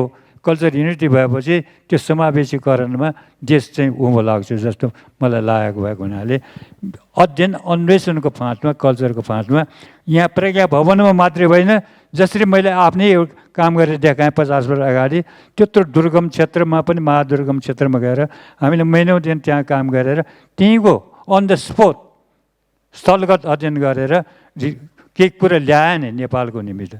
त्यस्तै किसिमको गर्ने एउटा प्रोजेक्टमा पनि यसमा लागेको खण्डमा देशमा चाहिँ धेरै काम हुन्छ प्रज्ञाको तर्फबाट। हाम्रो देश सानै भए पनि हाम्रो कल्चरल, हाम्रो सांस्कृतिक विविधताले गर्दाखेरि देशमा नेपाली सुखी बन्ने एउटा भने जुन सङ्कल्प अहिले भइराखेको छ सारा कुराहरूको, यसमा ठुलो टेवा दिन्छ भने जस्तो लागेको छ। यो काममा, यो क्षेत्रमा पनि दृष्टि दिएर केही अगाडि बढ्न सकेको खण्डमा पुरानो मात्र होइन नयाँ पनि गर्ने, तर पुरानोलाई छोडेर नयाँ मात्र होइन कि मुख्य चाहिँ देशीको कुरा आउँछ। अध्ययन अन्वेषण रिसर्चमा लाग्न सकेकोमा धेरै राम्रो भयो जस्तो लागेको छ। अर्को एउटा कुरो प्रज्ञाको क्षेत्रमा हामी यो त्यो नभनौँ, बाहिरका मान्छेलाई पनि, विद्वानहरूलाई पनि अन्तर्राष्ट्रिय क्षेत्रमा नेपाललाई चाहिँ उठाउनुको निमित्त, नेपालको गौरव बढाउनुको निमित्त एउटा वीरेन्द्र प्रज्ञा पुरस्कार भने एउटा विदेशीहरूको निमित्त, नेपालको निमित्त, नेपालको गौरव, नेपालको प्राज्ञिक क्षेत्र, नेपालको सांस्कृतिक क्षेत्रको निम्ति अध्ययन अन्वेषण गर्नेहरूलाई वीरेन्द्र प्रज्ञा अलङ्कार दिने चलन थियो तपाईँको। यो पनि तपाईँ हराएर गयो। हामीले ठुल्ठुलो मान्छेलाई 5-7 जनालाई दिएँ, पछि चाहिँ यो चाहिँ छोडियो तपाईँको। यस्तो नहोस् भनेको त्यो। कि त अन्तर्राष्ट्रिय क्षेत्रमा कमसेकम यो नेपाल प्रज्ञा प्रतिष्ठानले दिने त्यो गौरवलाई बाहिरका मान्छेहरूले त ठुलो सम्मान गर्छन् तपाईँको। जसरी अहिले हामीले यसलाई सम्मान गऱ्यौँ, त्यस्तै किसिमको नेपालको वीरेन्द्र प्रज्ञा पुरस्कार पाएको भनेपछि उनीहरूको ठुलो इज्जत हुन्छ। यस्ता राम्रो राम्रो कुराहरू थाल्ने भएको छ, त्यो पनि ड्रप भयो। त्यस्तो नहो, नयाँ नयाँ कुराहरू यति बेला यो हाम्रो यो नयाँ नेपालको निमित्त यी सारा कुराहरूको विचार गर्नु पनि राम्रो हुन्छ। त्यसमा अब अलिक पहिलेको पुराना अनुभवी मान्छेहरूलाई बोलाएर टाइममा बोलाएर छलफल गरेर के गर्नुपर्छ, कसो गर्नुपर्छ भनेको भए धेरै राम्रो हुन्थ्यो। त्यो सम्बन्धै छैन। अब हामी चाहिँ आएर आजीवन सदस्य छ, कहिले पनि बोलाउँदैन। के गर्ने आजीवन सदस्य? घरमा बस्यो, त्यति घाम ताप्यो, के गर्ने, त्यसै हुन्छ। कमसेकम भए पनि आफूले जानेको 2-4 शब्द भनिदिने, बोल्ने, सुझाउ दिने, के यो गर्ने भन्यो भने धेरै राम्रो हुन्छ। एउटा गेट टुगेदर जस्तो पनि हुन्छ। यस्तो किसिमको नयाँ नयाँ कार्यक्रमहरू पनि ल्याइदिएको भए यो प्रविधिले जति हामीलाई अगाडि बढायो, त्यही तरिकाले यी प्राज्ञिकहरू प्राज्ञिक क्षेत्रमा पनि प्राज्ञहरूको पनि सदुपयोग काम लिने चाहिँ हुन सक्ने भन्ने चाहिँ मेरो आफ्नो विचार। जे होस्, अलिअलि गरेर भए तापनि यो प्रज्ञा प्रतिष्ठान अगाडि बढिराखेको छ। अहिले चाहिँ सम्माननीय कुलपतिज्यूको, संरक्षकज्यूको निर्देशनमा अब केही न केही एउटा नयाँ काम गरेर देखाउन पाएको खण्डमा धेरै राम्रो होला जस्तो मलाई लागेको छ। यही मेरो एउटा शुभकामना छ। यो लम्कोस्, बढोस्, यसले चाहिँ राष्ट्र र राष्ट्रको निमित्त, नेपाल र नेपालीको निमित्त जारी राम्रो काम गर्न सकोस्। र अन्तर्राष्ट्रिय क्षेत्रमा पनि, राष्ट्रिय मात्र क्षेत्रमा मात्र होइन, अन्तर्राष्ट्रिय क्षेत्रमा पनि नेपालले प्राज्ञिक आफ्ना सृजनशील प्रतिभालाई दर्शाएर केही न केही काम गर्न सकोस् र विश्व साहित्यमा नेपालको पनि ठुलो नाम होस् भन्ने कुरा शुभकामना व्यक्त गरी 2 शब्द यहीँ टुङ्ग्याउँछु। धन्यवाद। सारगर्भित मन्तव्यका निमित्त वाङ्मय शताब्दी पुरुष श्री सत्यमोहन जोशीज्यूप्रति म हार्दिक आभार व्यक्त गर्दछु र माननीय संस्कृति, पर्यटन तथा नागरिक उड्डयन मन्त्री एवं नेपाल प्रज्ञा प्रतिष्ठानका संरक्षक श्री प्रेमबहादुर आलेज्यूलाई म सारगर्भित मन्तव्यका निमित्त हार्दिक अनुरोध गर्दछु। नेपाल प्रज्ञा प्रतिष्ठान प्रज्ञा सभाको 36औं बैठक समुद्घाटन समारोहका आदरणीय अध्यक्षज्यू, यस 36औं बैठक समुद्घाटन समारोहमा प्रमुख अतिथिको आसन ग्रहण गरिरहनुभएका सम्माननीय प्रधानमन्त्री तथा नेपाल प्रज्ञा प्रतिष्ठानका प्रमुख संरक्षक श्री शेरबहादुर देउवाज्यू, यस समारोहका अतिथि शताब्दी पुरुष आदरणीय श्री सत्यमोहन जोशीज्यू लगायत सम्पूर्ण प्रबुद्ध भद्र महिला तथा सज्जनवृन्द, सर्वप्रथम मन्त्रालयको तर्फबाट र मेरो व्यक्तिगत तर्फबाट म हार्दिक न्यानो अभिवादन व्यक्त गर्न चाहन्छु। सर्वप्रथम त लेखक परिचय पत्र प्राप्त गर्नुहुने आदरणीय व्यक्तित्वहरूलाई म हार्दिक बधाई पनि भन्न चाहन्छु। नेपाल प्रज्ञा प्रतिष्ठानको स्थापना 2014 साल असार 19 गते नेपालको भाषा, साहित्य, कला, संस्कृति, दर्शनशास्त्र र सामाजिक शास्त्रका साथै विज्ञान प्रविधिको समेत अध्ययन गर्ने, अनुसन्धान गर्ने, राष्ट्रिय तथा अन्तर्राष्ट्रिय स्तरका प्राज्ञिक विचार गोष्ठीहरू गर्ने, कार्यशाला र सम्मेलनहरू आयोजना गर्ने, नेपाल र मित्र राष्ट्रहरूका प्राज्ञिक संस्थाहरूसँग भाइचारा सम्बन्ध कायम गरी प्राज्ञिक आदान प्रदान गर्ने, नेपालको प्राज्ञिक गौरवलाई अध्ययन, अनुसन्धान, अनुवाद र प्रकाशनका माध्यमबाट विश्वव्यापी रूपमा नेपाललाई फैलाउने, विश्वको आधुनिक ज्ञान विज्ञानसँग सम्बन्धित परम्परा र प्रवृत्तिलाई नेपालमा भित्र्याएर नेपालको प्राज्ञिक जगतलाई त्यससँग परिचित गराउने उद्देश्यले राखी नेपाली साहित्य कला एकाडेमीको नामबाट स्थापना भएको हो। 2014 सालमा फागुन ऐन जारी गरी नेपाल एकाडेमी भयो। 2018 सालमा रोयल नेपाल एकाडेमी हुँदै 2039 सालमा विज्ञान प्रविधि प्रज्ञा प्रतिष्ठान, 2064 सालमा ललित कला प्रज्ञा प्रतिष्ठान र सङ्गीत तथा नाट्य प्रज्ञा प्रतिष्ठानको अलग्गै स्थापना भएपछि सङ्गीत, नाटक र कलाको जिम्मेवारी पनि त्यतैतिर गयो। अहिले नेपाल प्रज्ञा प्रतिष्ठानका विषय क्षेत्रहरू भाषा, साहित्यिक, संस्कृति, दर्शनशास्त्र रहेका छन्। यी विषयमा प्रतिष्ठानले वार्षिक रूपमा अध्ययन अनुसन्धान गरी पुस्तक प्रकाशन गरेको छ र अन्तर्राष्ट्रिय, राष्ट्रिय र क्षेत्रीय तहका गोष्ठी, कार्यशाला र सम्मेलन गरेर नेपालको भाषा, साहित्यिक, कला, संस्कृति विश्वभरि फैलाउने सफल भएकोमा नेपाल प्रज्ञा प्रतिष्ठानलाई म हार्दिक बधाई ज्ञापन गर्न चाहन्छु। नेपाल प्रज्ञा प्रतिष्ठानको वार्षिक प्रतिवेदन अध्ययन गर्दा मैले के पाएँ भने कोरोना महामारीले मानव जीवनको हरेक क्षेत्रलाई नराम्रो असर गर्दा पनि यस प्रतिष्ठानको सफलताको कोरोना महामारी कुनै रुकावट गर्न सकेन। त्यस्तो महामारीमा समेत 134 वटा पुस्तकहरू, 21 वटा पत्रिकाहरू प्रकाशन भएका रहेछन्। भर्चुअल र वेबिनारहरू 36 वटा, गोष्ठी कार्यशाला 84 वटा अनुसन्धान भएका छन्। त्यसैले म के भन्न चाहन्छु भने कोभिड महामारीमा पनि नेपाल प्रज्ञा प्रतिष्ठान 100% सफल भई बधाईका पात्र बनेका छन्।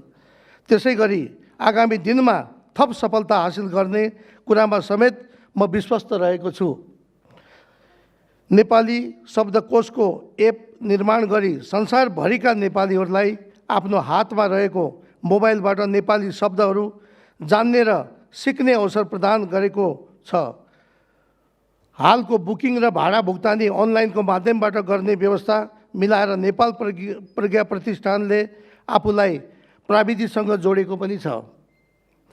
यस 36औं बैठक गत वर्षका वार्षिक कार्यक्रम र आय व्ययका विवरणलाई छलफल गरी अनुमोदन गर्ने र चालु आवाको वार्षिक नीति योजना र कार्यक्रमलाई पारित गर्ने कार्यक्रम सफलता मिलोस् भन्ने म शुभकामना पनि व्यक्त गर्न चाहन्छु र सांस्कृतिक, पर्यटन तथा नागरिक उड्डयन मन्त्रालय भएको हुनाले आज यस भव्य समारोहको बिचमा सम्माननीय प्रधानमन्त्रीज्यू यही उपस्थित हुनुहुन्छ। थोरै मैले यो मन्त्रालय सम्हालिसकेपछि यो मन्त्रालय सरकारको महत्त्वपूर्ण अङ्ग भएको हुनाले यो मन्त्रालयमा विगतका दिनहरूमा हेर्दाखेरि हरेक मन्त्रालयमा मन्त्री आइसकेपछि 2 महिना 3 महिना बुझ्न समय लाग्थ्यो। तर म आइसकेपछि मैले तीव्रताका साथमा विगतमा 104 दिनदेखि भएको त्यो तालाबन्दी नेपाल एयरलाइन्सको अफिसमा त्यो तालाबन्दी मैले खुलाउने कामहरू गरेँ। त्यसपछि गएर पिसिआरमा व्यापक अनियमितता भएको कुरा थियो, त्यसलाई मैले त्यहाँ नियन्त्रण गरेँ सम्माननीयज्यूको निर्देशन बमोजिम। त्यसपछि जति पनि विदेश जाने हाम्रा श्रमजीवी मजदुरहरूलाई को निमित्त एउटा छुट्टै विश्राम घरको निर्माण गर्ने भनेर मैले निर्देशन दिइसकेको छु। त्यति मात्र नभएर आज हरेक व्यक्तिहरूले के भन्न थालेका छन् भन्दा प्लेनभन्दा ट्याक्सी महँगो भयो भन्ने खालको गुनासो आएको हुनाले अब हामी एउटा सटल बस छिटै डोमेस्टिक एयरपोर्टमा र इन्टरनेसनल एयरपोर्ट काठमाडौँमा 4 वटा सटल बस हामी सञ्चालन गर्दैछौँ। नेपाल नागरिक उड्डयन प्राधिकरणले निःशुल्क हामी चाहिने त्यो सटल बस सेवा सञ्चालन गर्दैछौँ।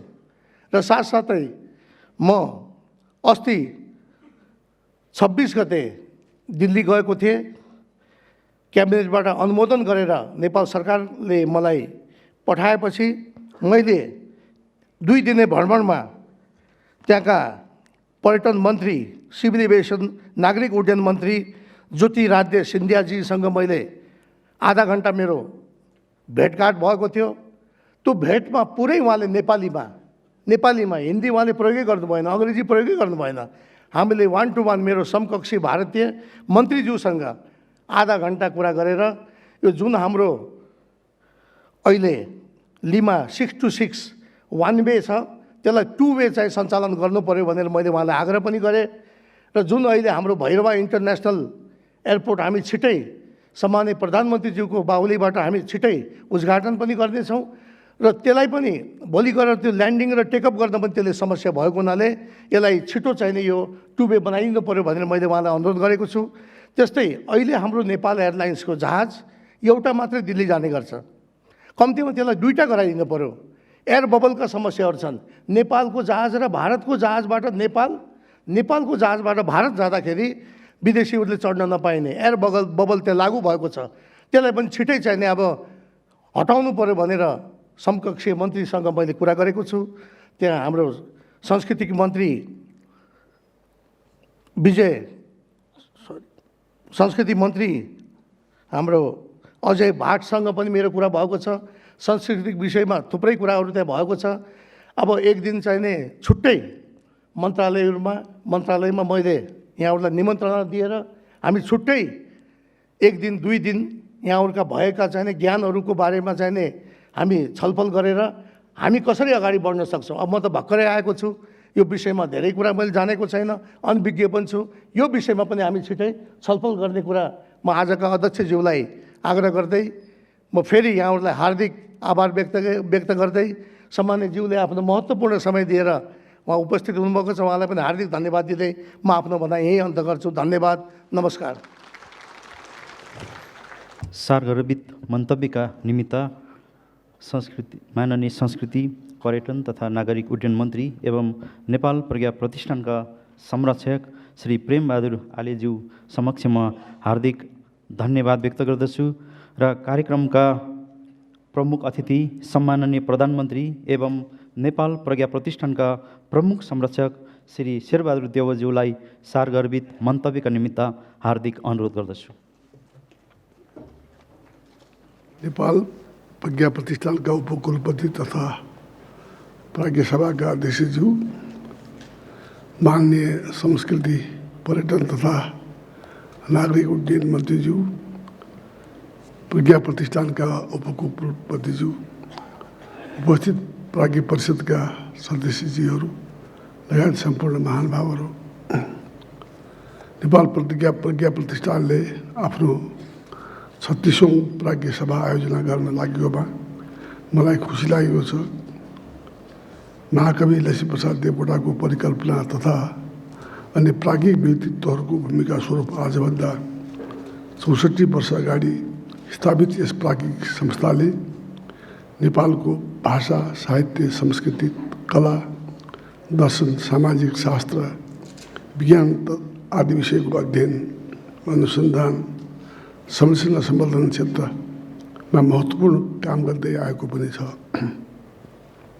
आगामी दिनमा पनि यस प्रतिष्ठानले प्राज्ञिक अध्ययन अनुसन्धानबाट नेपालको विविध भाषाभाषी, जात जाति, समुदायका मौलिक संस्कृति, कला, साहित्यलाई समेटी तिनीहरूको संरक्षण, सम्वर्धन र उन्नयनका क्षेत्रमा थप प्रयास गरिरहनेछ भन्ने मैले विश्वास लिएको छु।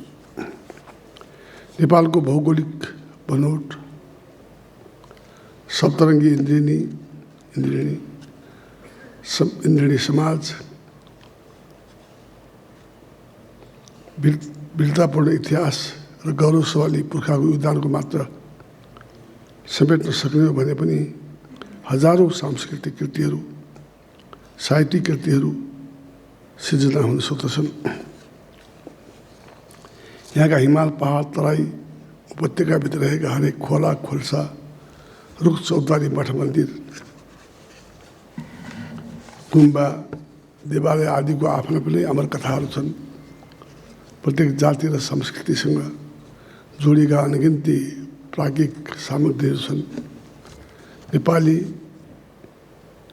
पौरख र नेपाली गौरवभित्र लुकेर बसेका कैयौँ सम्पदाहरू छन्। तिनको खोजी र प्रकाशन आजको प्रमुख आवश्यकता पनि हो। नेपाल प्रज्ञा प्रतिष्ठानको अगुवाईमा हामीले हाम्रो अपार बौद्धिक सम्पत्तिलाई विश्व सामु चिनाउनु पर्दछ। भाषा, साहित्य, कला, संस्कृति, साहित्य, दर्शन, सामाजिक शास्त्र आदि जस्ता कुराहरू देशलाई चिनाउने आधार हुन्। देश भौतिक रूपमा जतिसुकै सम्पन्न भए पनि त्यस देशको सांस्कृतिक पक्ष कमजोर छ भने देशले अपेक्षित समृद्धि हासिल गर्न सक्दैन। देशले प्रज्ञा प्रतिष्ठान जस्ता प्राज्ञिक संस्थाहरूबाट गर्ने अपेक्षा भनेको सांस्कृतिक क्षेत्रको सर्वाङ्गीण विकास नै हो। नेपालको प्रज्ञा प्रतिष्ठानले कानुनतः निर्धारित भाषा, साहित्य, संस्कृति, दर्शनशास्त्र र सामाजिक शास्त्र जस्ता विषय क्षेत्रसँग सम्बन्धित विभिन्न विषयहरूका केन्द्रतामा रहेर अध्ययन, अनुसन्धान, गोष्ठी सम्मेलन, कार्यशाला र प्रकाशनका माध्यमबाट राष्ट्रका प्राज्ञिक आकाङ्क्षाहरूलाई परिपूर्ति गर्नका लागि ऐतिहासिक काम गरिरहेको छ। परिवर्ती समाजको अपेक्षा अनुसार नवीन कृतिहरूको प्रकाशन, पूर्व प्रकाशित तर हाल प्राप्य अवस्थामा रहेका महत्त्वपूर्ण कृतिहरूको पुनः प्रकाशन र युगको माग अनुसार प्राज्ञिक सामग्रीको उत्पादनमा प्रज्ञा प्रतिष्ठानले सन्तोषजनक कार्य सम्पादन गरिरहेको जानकारी मैले पाएको छु। महाकवि लक्ष्मीप्रसाद देवकोटा सङ्ग्रहालय निर्माण कार्यको थालनी भएको र यसै वर्ष सम्पन्न गर्ने कुराले उहाँलाई सम्मान हुनुका साथै देवकोटाले नेपाली कला, संस्कृति, भाषा, साहित्य लगायतका क्षेत्रमा पुर्याएको अतुलनीय योगदानको कदर र प्रचार हुने नै छ।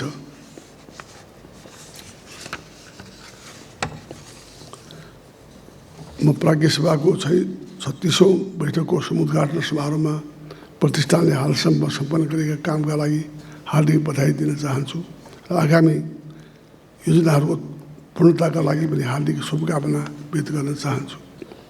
साथै यस बैठकले नेपालको सांस्कृतिक समृद्धिका लागि दूरगामी प्रभाव पार्ने किसिमका महत्त्वपूर्ण निर्णयहरू गर्नेछ भन्ने पनि मैले विश्वास लिएको छु। प्रज्ञा प्रतिष्ठानले अगाडि सारेका यस्ता प्राज्ञिक कामहरूमा नेपाल सरकारको तर्फबाट सदैव साथ, सहयोग, सद्भाव रहिरहनेछ। अन्त्यमा नेपाल प्रज्ञा प्रतिष्ठानको 36औं प्रज्ञा सभामा मलाई पनि आमन्त्रण गरेर केही विचार व्यक्त गर्ने मौका प्रदान गर्नुभएकोमा प्रज्ञा प्रतिष्ठान परिवारप्रति म आभार व्यक्त गर्न चाहन्छु।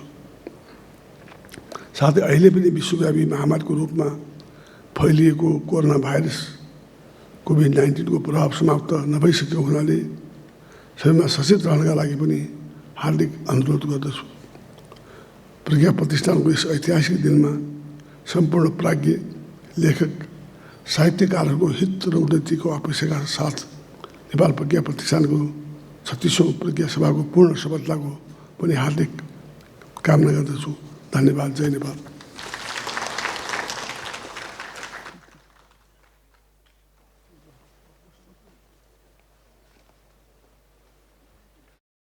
समारोहलाई सारगर्भित सम्बोधन गरिदिनु भएकोमा सम्माननीय प्रधानमन्त्रीज्यूमा म हार्दिक धन्यवाद व्यक्त गर्दछु।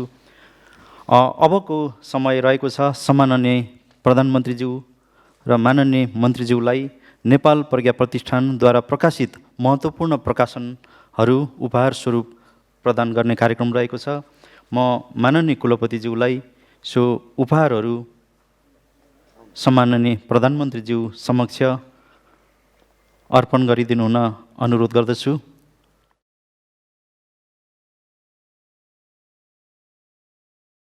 नेपाल प्रज्ञा प्रतिष्ठानका महत्त्वपूर्ण प्रकाशनहरू बृहत नेपाली शब्दकोश लगायतका प्रकाशनहरू रहेका छन्।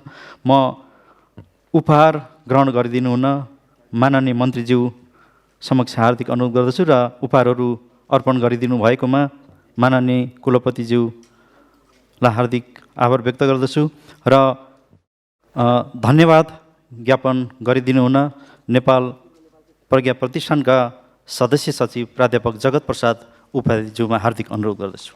36औं बैठकको समुद्घाटन समारोहका अध्यक्ष नेपाल प्रज्ञा प्रतिष्ठानका माननीय कुलपति श्री गङ्गाप्रसाद उप्रेतीज्यू, यस समारोहका प्रमुख अतिथि सम्माननीय प्रधानमन्त्री एवं नेपाल प्रज्ञा प्रतिष्ठानका प्रमुख संरक्षक श्री शेरबहादुर देउबाज्यू, यस कार्यक्रमका विशिष्ट अतिथि माननीय संस्कृति पर्यटन तथा नागरिक उड्डयन मन्त्री एवं नेपाल प्रज्ञा प्रतिष्ठानका संरक्षक श्री प्रेमबहादुर आलेज्यू, वाङ्मय शताब्दी पुरुष श्री सत्यमोहन जोशीज्यू, नेपाल प्रज्ञा प्रतिष्ठानका पूर्व कुलपति श्री बैरागी काइलाज्यू, नेपाल प्रज्ञा प्रतिष्ठानका पूर्व उपकुलपति प्राध्यापक डाक्टर वासुदेव त्रिपाठीज्यू, नेपाल सङ्गीत तथा नाट्य प्रज्ञा प्रतिष्ठानका माननीय कुलपति श्री नारायण भक्त श्रेष्ठ रायनज्यू, नेपाल प्रज्ञा प्रतिष्ठान नेपाल ललित कला प्रज्ञा प्रतिष्ठानका माननीय कुलपति श्री के कर्माचार्यज्यू, नेपाल प्रज्ञा प्रतिष्ठानका माननीय उपकुलपति डाक्टर जगमान गुरुङज्यू, भाषा आयोगका माननीय अध्यक्ष डाक्टर लवदेव अवस्थीज्यू, लोकसेवा आयोगका माननीय सदस्य श्री दिनेश सिलवालज्यू,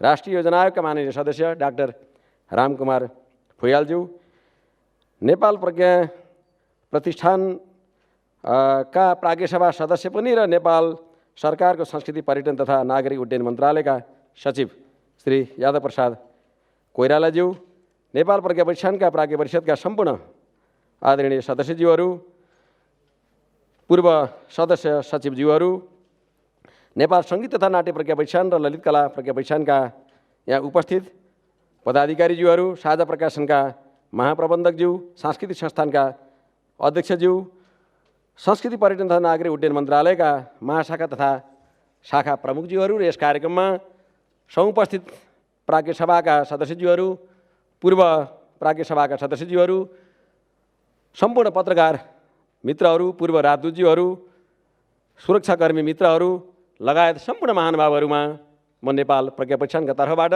हार्दिक अभिवादनसहित नमन अर्पण गर्दछु।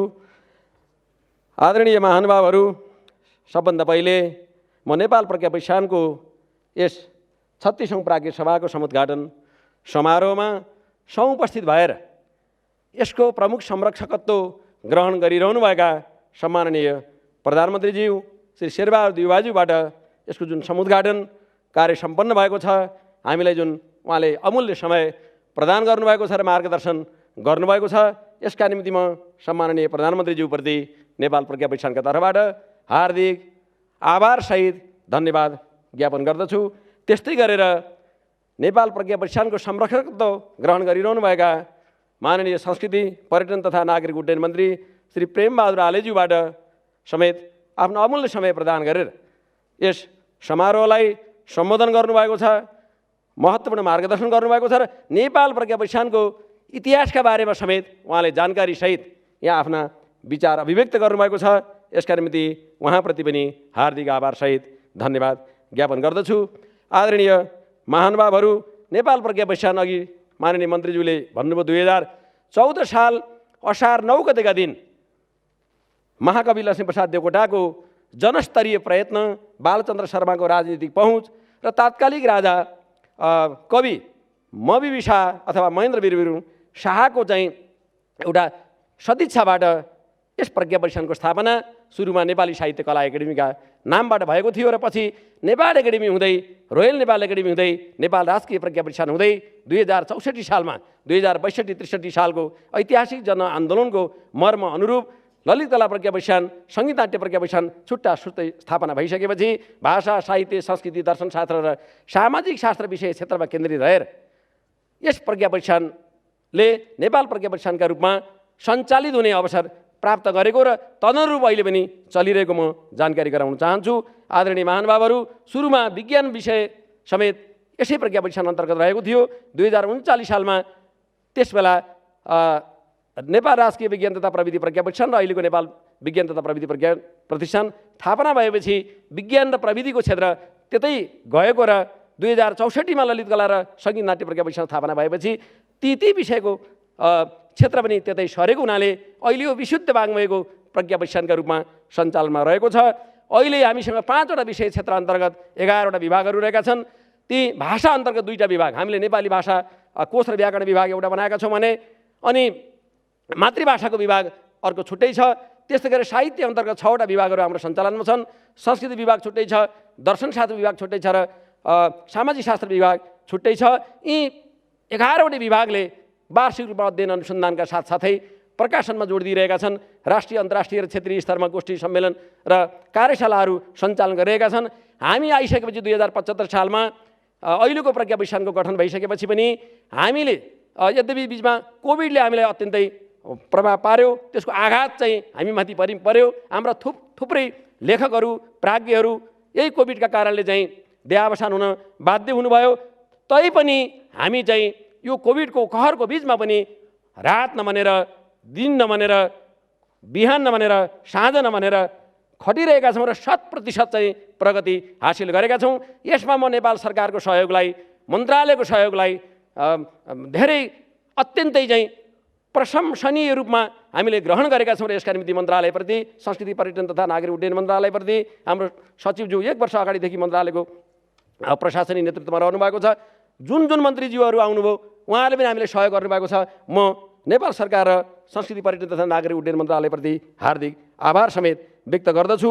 हामी आइसकेपछि हामीले यो हलको आरक्षणलाई प्रविधिका माध्यमबाट बुक गर्न मिल्ने गरेर प्रक्रिया अगाडि बढायौँ र त्यति मात्र नभएर भुक्तानी समेत अनलाइन माध्यमबाट गर्न मिल्ने गरेर अहिले त्यो व्यवस्था गरेका छौँ। र नेपाल प्रज्ञा विज्ञानद्वारा प्रकाशित बृहत नेपाली शब्दकोशको 10औं संस्करणलाई मोबाइल एपमा राखेर संसारभरि छरिएर रहेका नेपालीहरूले अफलाइनमा समेत शब्दकोश प्रयोग गर्न मिल्ने गरेर त्यो व्यवस्था गरेका छौँ। अहिले सम्पूर्ण शब्दकोशहरू हाम्रा विभिन्न मातृभाषाका शब्दकोशहरू र नेपाली भाषाका शब्दकोशहरूका साथसाथै नेपाली अङ्ग्रेजी शब्दकोशलाई समेत डाटाबेसमा राखेर एकीकृत ढङ्गले चाहिँ त्यो हेर्न मिल्ने चाहिँ हामीले व्यवस्था गरेका छौँ। सम्माननीय प्रधानमन्त्रीज्यूबाट भर्खरै मात्रै हाम्रो रिडिजाइन गरिएको वेबसाइटको चाहिँ समुद्घाटन शुभारम्भ भइसकेको छ। अब हाम्रो यो रिडिजाइन गरिएको चाहिँ वेबसाइटमा अनलाइन लाइब्रेरीको पनि व्यवस्था गरिएको छ। पुस्तकहरू किनेर पढ्न मिल्ने व्यवस्था समेत हामीले गरेका छौँ। र म सम्माननीय प्रधानमन्त्रीज्यू र माननीय मन्त्रीज्यू उपस्थित भएको यस समारोहमा के ध्यान आकर्षण गराउन चाहन्छु भने पञ्चायतकालमा दरबारकै पहलमा भए पनि मेचीदेखि महाकालीसम्म भन्ने एउटा ग्रन्थ निर्माण भएको थियो र त्यसले नेपालको भाषा, साहित्य, संस्कृति, भूगोल, प्रकृतिका साथसाथै नेपालका कला, इतिहास, संस्कृति सबै कुरालाई झल्काउने गरेर एउटा एकीकृत सामग्रीको विकास गरेको थियो।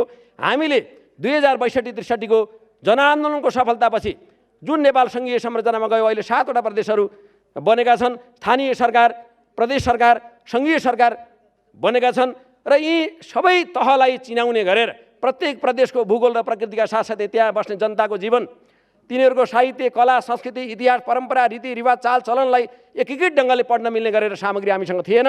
त्यसका निम्ति हामीले नेपाल सरकारसँग प्रादेशिक ग्रन्थ निर्माणको अवधारणा प्रस्तुत गऱ्यौँ र त्यही बेलामा कोभिड-19 को सुरुवात भएको हुनाले हामीले सरकारबाट प्राप्त गर्नुपर्ने जति रकम त्यसमा प्राप्त गर्न सकेनौँ। तैपनि 2 नम्बर प्रदेशको ग्रन्थ, प्रादेशिक ग्रन्थ तयार भएको छ। अरू प्रदेशको प्रादेशिक ग्रन्थ निर्माणको कार्य अधुरो छ। म सम्माननीय प्रधानमन्त्रीज्यू र माननीय मन्त्रीज्यूको ध्यानाकर्षण गराउन चाहन्छु।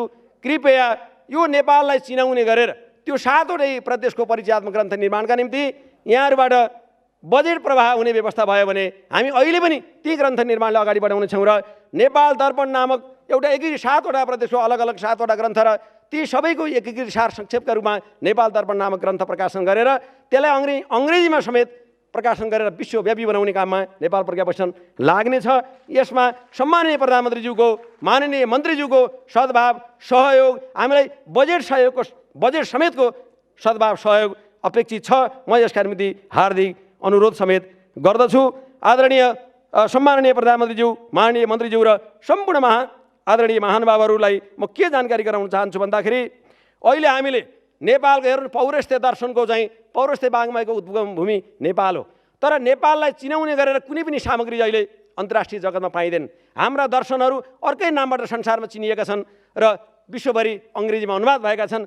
त्यसैले नेपालको उद्गम भूमि नेपाल रहेका दर्शनहरू, विशेष गरेर वैदिक ऋग्वेदका केही मन्त्रहरूका साथसाथै शुक्ल यजुर्वेद सिंहै थुप्रै उपनिषदहरू, साङ्ख्य दर्शनदेखि लिएर मीमांसा दर्शनदेखि लिएर वेदान्त दर्शनदेखि लिएर न्याय दर्शन, थुप्रै पौरस्त्य दर्शनका चिन्तनहरू, बुद्धको दर्शन लगायत नेपालसँग सम्बन्ध राख्ने दर्शनहरूको उत्खनन गरेर खोजी गरेर त्यसलाई सुरुमा नेपाली दर्शनका रूपमा र त्यसपछि अङ्ग्रेजीमा अनुवाद गरेर नेप्लिज फिलोसफीका रूपमा हामी अगाडि ल्याउने प्रयत्नमा लागिरहेका छौँ।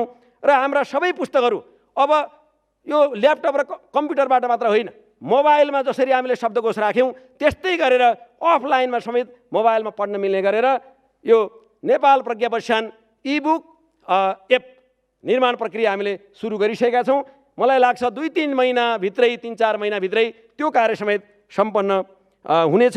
महाकवि लक्ष्मीप्रसाद देवकोटा सङ्ग्रहालय निर्माणका बारेमा सम्माननीय प्रधानमन्त्रीज्यूबाट समेत यहाँ उल्लेख भइसकेको छ, माननीय मन्त्रीज्यूले पनि भनिसक्नु भएको छ। त्यो कार्य यथाशीघ्र यही आर्थिक वर्षभित्र सम्पन्न गर्ने गरेर हामी लागेका छौँ। पुराना महत्त्वपूर्ण ग्रन्थहरू अघि माननीय वाङ्मय शताब्दी पुरुष सत्यमोहन जोशीज्यूले जुन चिन्ता व्यक्त गर्नुभयो, हामीले हाम्रा प्रकाशनहरू 2014 सालदेखि हालसम्म प्रकाशन भएका प्रकाशनहरूलाई, पुस्तकहरूलाई तिनको महत्त्व हेरेर, बजारमा तिनको माग हेरेर पुनः प्रकाशनको परम्परा प्रारम्भ गरेका छौँ। अहिले अमरकोश पुनः प्रकाशन भइसकेको छ, नेपाली निघण्टु पुनः प्रकाशन भएको छ, त्यस्तै गरेर अरू थुप्रै ग्रन्थहरू पुनः प्रकाशन भएका छन्।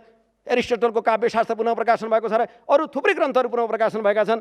अघि कडाली लोक संस्कृतिको कुरा गर्नुभयो सत्यमोहन वाङ्मय शताब्दी पुरुष सत्यमोहन जोशीज्यूले, हामीले त्यो पनि यहीँबाट प्रकाशन गर्ने भनेर सोचेको अवस्थामा त्यो बाहिरबाट गइसकेको रहेछ, बाहिरबाट आइसकेको रहेछ। त्यस कारणले त्यो हामीबाट छुट्यो। अरू सम्पूर्ण कृतिहरू नेपाल प्रज्ञा प्रतिष्ठानको जुनसुकै कालखण्डमा पनि यहाँको लगानी भएर तयार भएका सामग्रीहरू अब बाहिर जाने छैनन्, बाहिर नजाने गरेर व्यवस्था गरिएको छ र यहीँबाट प्रकाशन हुने समेत म जानकारी गराउन चाहन्छु। त्यस्तै गरेर यो साहित्यकार, लेखक साहित्यकार परिचय पत्रको कुरा धेरै अगाडिदेखि आएको थियो।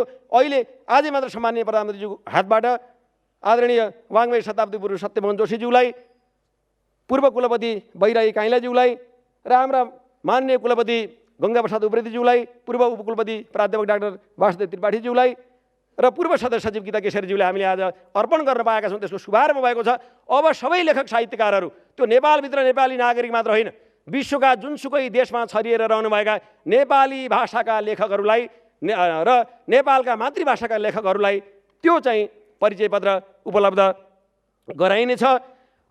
त्यो समेत त्यो उपलब्ध गराइदिनु भएकोमा समेत म सम्माननीय प्रधानमन्त्रीज्यूप्रति हार्दिक आभारसहित कृतज्ञता व्यक्त गर्दछु। प्रज्ञा प्रतिष्ठान सरकारको सहयोग, आर्थिक सहयोग निरन्तर भइरह्यो भने, योजना आएका माननीय सदस्यज्यू पनि यहाँ हुनुहुन्छ, यहाँहरूको सहयोग निरन्तर भइरह्यो भने हामी रात नभनेर, मैले अघि भने दिन नभनेर, बिहान नभनेर, साँझ नभनेर, कोरोना नभनेर निरन्तर समर्पित भएर खटिरहनेछौँ र नेपाल राष्ट्रको वाङ्मयलाई अन्तर्राष्ट्रिय स्तरमा नेपालको गौरवलाई विस्तार गर्ने गरेर काम गर्न हामी तत्पर छौँ, प्रतिबद्ध छौँ। मात्र यहाँहरूको साथ, सहयोग र आवश्यक बजेटको हामीलाई खाँचो छ। त्यो बजेट उपलब्ध गराइदिन मा यहाँहरूबाट कुनै किसिमको कसर बाँकी रहने छैन भन्ने अपेक्षा गर्दै म यो सम्मानित सभाको समुद्घाटन समारोहमा समुपस्थित भइदिनु भएकोमा सम्माननीय प्रधानमन्त्री श्री शेरबहादुर देउवाज्यूलाई, माननीय मन्त्री श्री प्रेमबहादुर आलेज्यूलाई, वाङ्मय शताब्दी पुरुष सत्यमोहन जोशीज्यू उहाँ अहिले 102 वर्षमा हिँडिरहनु भएको छ। अहिले 102 वर्षमा हिँडिरहँदा पनि उहाँमा ऊर्जामा जस्ताको तस्तै छ। हामीलाई अहिले पनि उत्प्रेरित उहाँले गरिरहनु भएको छ।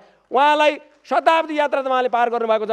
सहस्राब्दी यात्राका लागि हामीले पटक पटक उहाँले शुभकामना दिएका छौँ। त्यो सहस्राब्दी यात्रा उहाँको अझै अनवरत रूपमा अगाडि बढिरहोस्, प्राज्ञिक रूपमा उहाँले हामीलाई मार्गदर्शन गरिरहन सक्नुहोस्। त्यसका निम्ति नेपाल प्रज्ञा प्रतिष्ठानका तर्फबाट उहाँलाई हार्दिक शुभकामना पनि दिन्छु। यस्तै गरेर वरिष्ठ कवि मुन्नुविद बैरागी काइलाज्यूलाई उहाँको स्वास्थ्यमा केही समस्या आएको छ। उहाँहरू दुवैजनाको, वाङ्मय शताब्दी पुरुष सत्यमोहन जोशीज्यूको र वरिष्ठ कवि बैरागी काइलाज्यूको सुस्वास्थ्यका निम्ति समेत हार्दिक शुभकामना नेपाल प्रज्ञा प्रतिष्ठानका तर्फबाट व्यक्त गर्दछु। त्यस्तै गरेर आदरणीय पूर्व उपकुलपति प्राध्यापक डाक्टर वासुदेव त्रिपाठीज्यूको समेत सुस्वास्थ्यपूर्ण दीर्घ जीवनको कामना गर्दै यहाँहरू जो सभामा उपस्थित, यस समुद्घाटन समारोहमा उपस्थित भइदिनु भएको छ, यहाँहरू सम्पूर्ण महानुभावहरूमा हार्दिक हार्दिक आभारसहित, कृतज्ञतासहित धन्यवाद व्यक्त गर्दछु र आजको यस प्राज्ञ सभाबाट पारित हुने गत वर्षका हाम्रा प्रगति विवरण, हामीले 100% प्रगति यसपटक पनि हासिल गरेका छौँ। 134वटा पुस्तक, अघि माननीय मन्त्रीज्यूले भनिसक्नुभयो, 134वटा पुस्तकहरू यस आर्थिक वर्ष, गत आर्थिक वर्षमा हामीले प्रकाशन गरेका छौँ। धेरै आइसकेका छन्, कतिपय प्रेसमा मुद्रणका क्रममा रहेका छन्। कोभिडले हाम्रा कर्मचारीहरूलाई पनि प्रभावित पार्यो, त्यस कारणले त्यसमा केही बाधा व्यवधानहरू आयो, तैपनि ती प्रकाशन भएर यहाँहरूको हातमा पर्नेछन्। तस्बिरमा नेपाल भन्ने यस्तो महत्त्वपूर्ण सामग्री हामीले 7वटा प्रदेशको प्रादेशिक ग्रन्थ प्रकाशन गर्न बजेटको अभाव नसके पनि पूर्वको ओलाङचुङ गोलादेखि लिएर सुदूर पश्चिमको लिपुलेक कालापानी समेतलाई समेटेर अत्यन्त महत्त्वपूर्ण 7वटै प्रदेशका महत्त्वपूर्ण सांस्कृतिक प्राकृतिक ऐतिहासिक स्थलहरू झल्कने किसिमका तस्बिरहरू त्यसमा रहेका छन्। सम्माननीय प्रधानमन्त्रीज्यूलाई माननीय मन्त्रीज्यूलाई अहिले हस्तान्तरण गरिएको छ। त्यहाँ उहाँहरूको हातबाट अहिले यहाँ सार्वजनिक पनि हुनेछ, उहाँले देखाउनुहुन्छ, पढ्न पाउनुहुनेछ भन्ने कुरा समेत राख्दै फेरि पनि यो प्राज्ञ सभाको सफलताका निम्ति यहाँले जुन शुभकामना व्यक्त गर्नुभयो, सहभागी भइदिनु भएको छ, हाम्रा प्राज्ञ सभाका सदस्यज्यूहरूलाई समेत म हार्दिक धन्यवाद दिन्छु। र फेरि सम्माननीय प्रधानमन्त्रीज्यू माननीय मन्त्रीज्यू लगायत सम्पूर्ण महानुभावहरू उहाँ नेपाल प्रज्ञा प्रतिष्ठानका तर्फबाट मेरो व्यक्तिगत तर्फबाट समेत हार्दिक आभार र कृतज्ञतासहित नमनसहित धन्यवाद अर्पण गर्दछु। नमस्कार, धन्यवाद।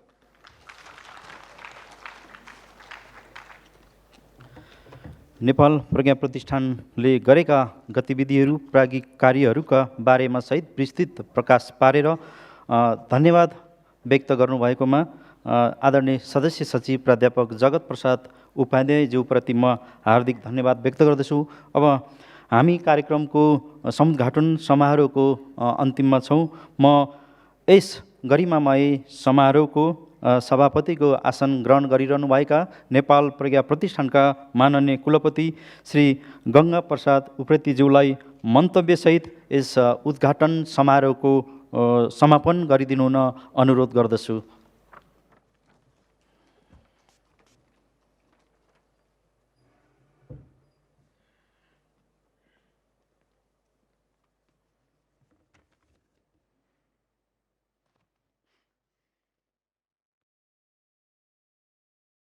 नेपाल प्रज्ञा प्रतिष्ठानको 36औं प्राज्ञ सभाको समुद्घाटन समारोहका प्रमुख अतिथि सम्माननीय प्रधानमन्त्री एवं नेपाल प्रज्ञा प्रतिष्ठानका प्रमुख संरक्षक श्री शेरबहादुर देउबाज्यू, नेपाल प्रज्ञा प्रतिष्ठानका संरक्षक माननीय संस्कृति पर्यटन तथा नागरिक उड्डयन मन्त्री प्रेमबहादुर आलेज्यू र हाम्रो संस्कृतिविद नेपालका वरिष्ठ संस्कृतिविद बाङ्मय शताब्दी पुरुष आदरणीय सत्यमोहन जोशीज्यू, पूर्व कुलपति वरिष्ठ कवि बैरागी काइलाज्यू र मञ्चमा आसीन विशिष्ट व्यक्तिहरू, विशेष गरी कुलपतिज्यूहरू, हाम्रो दुईटा प्रज्ञा प्रतिष्ठानका सहकर्मी कुलपतिज्यूहरू, उपकुलपतिज्यू र प्राज्ञ सभाका सम्पूर्ण सदस्य साथीहरू, प्राज्ञ परिषदका सदस्य साथीहरू, आमन्त्रित विद्वानहरू र पत्रकार महानुभावहरू र उपस्थित भद्रमहिला तथा सज्जनवृन्द, नेपाल प्रज्ञा प्रतिष्ठानको 36औं प्राज्ञ सभा सुरुको पूर्व सन्ध्यामा आयोजित यो उद्घाटन समारोहमा यहाँहरूको गरिमामय उपस्थितिले हामीलाई प्रेरणा मिलेको छ। त्यसका निमित्त म विशेष गरी यो व्यस्त कार्यक्रमका बावजुद पनि प्रमुख संरक्षक सम्माननीय प्रधानमन्त्रीज्यू उपस्थित भएर जुन प्रकारले प्रज्ञा प्रतिष्ठानले गर्नुपर्ने कामको बारेमा नयाँ निर्देशन दिनुभएको छ, त्यसलाई हामी बडो शिरोधार्य गर्दै र हाम्रा निमित्त बडो प्रेरक चिज निर्देशन र मार्गनिर्देशक निर्देशन भएकोमा उहाँप्रति म आभार व्यक्त गर्न चाहन्छु र आभार व्यक्त गर्दछु पनि।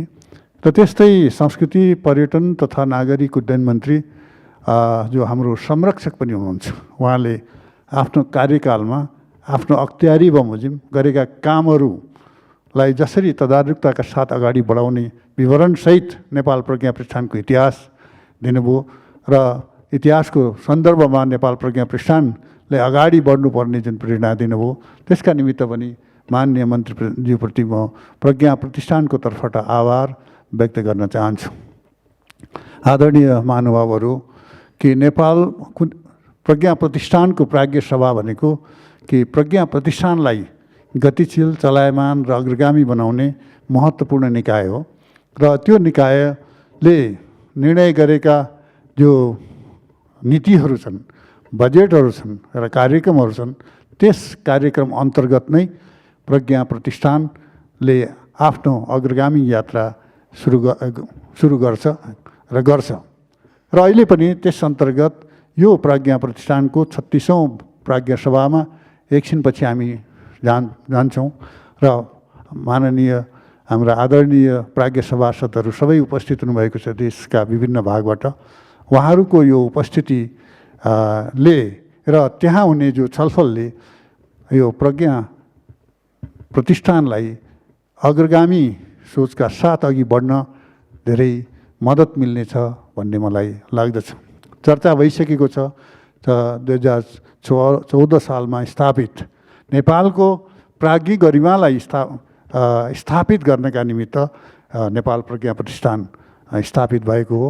बीचमा विभिन्न विधाका प्रज्ञा प्रतिष्ठान बेगल भए पनि अहिले हामी वाङ्मयको प्रज्ञा प्रतिष्ठानको रूपमा 2064 सालदेखि कार्यरत छौँ र विशेष गरी नेपालका भाषाहरू, नेपालको संस्कृति, नेपालको दर्शन, नेपालका विभिन्न भाषामा लेखिएका साहित्य र नेपालमा विकसित सामाजिक शास्त्र गरी 5वटा विधामा हामीहरू काम गर्दैछौँ र यी 5वटा विधामा हरेक विधामा नेपालको गौरव छ, गौरवमय परम्परा छ र पूर्वजहरूले हरेक विधामा बडो गौरवमय परिस्थिति अब सृजना गरिकन नेपाललाई गौरवमय बनाउनु भएको छ। त्यसलाई स्थापित गर्दै बदलदो परिस्थिति अन्तर्गत नेपालको जो समावेशी चरित्र छ, नेपालको बहुलताको जो स्थिति छ त्यसलाई सम्बोधन गर्दै राष्ट्रिय र अन्तर्राष्ट्रिय रूपमा प्रज्ञा प्रतिष्ठानलाई स्थापित गर्नका निमित्त हामी क्रियाशील छौँ र एक प्रकारले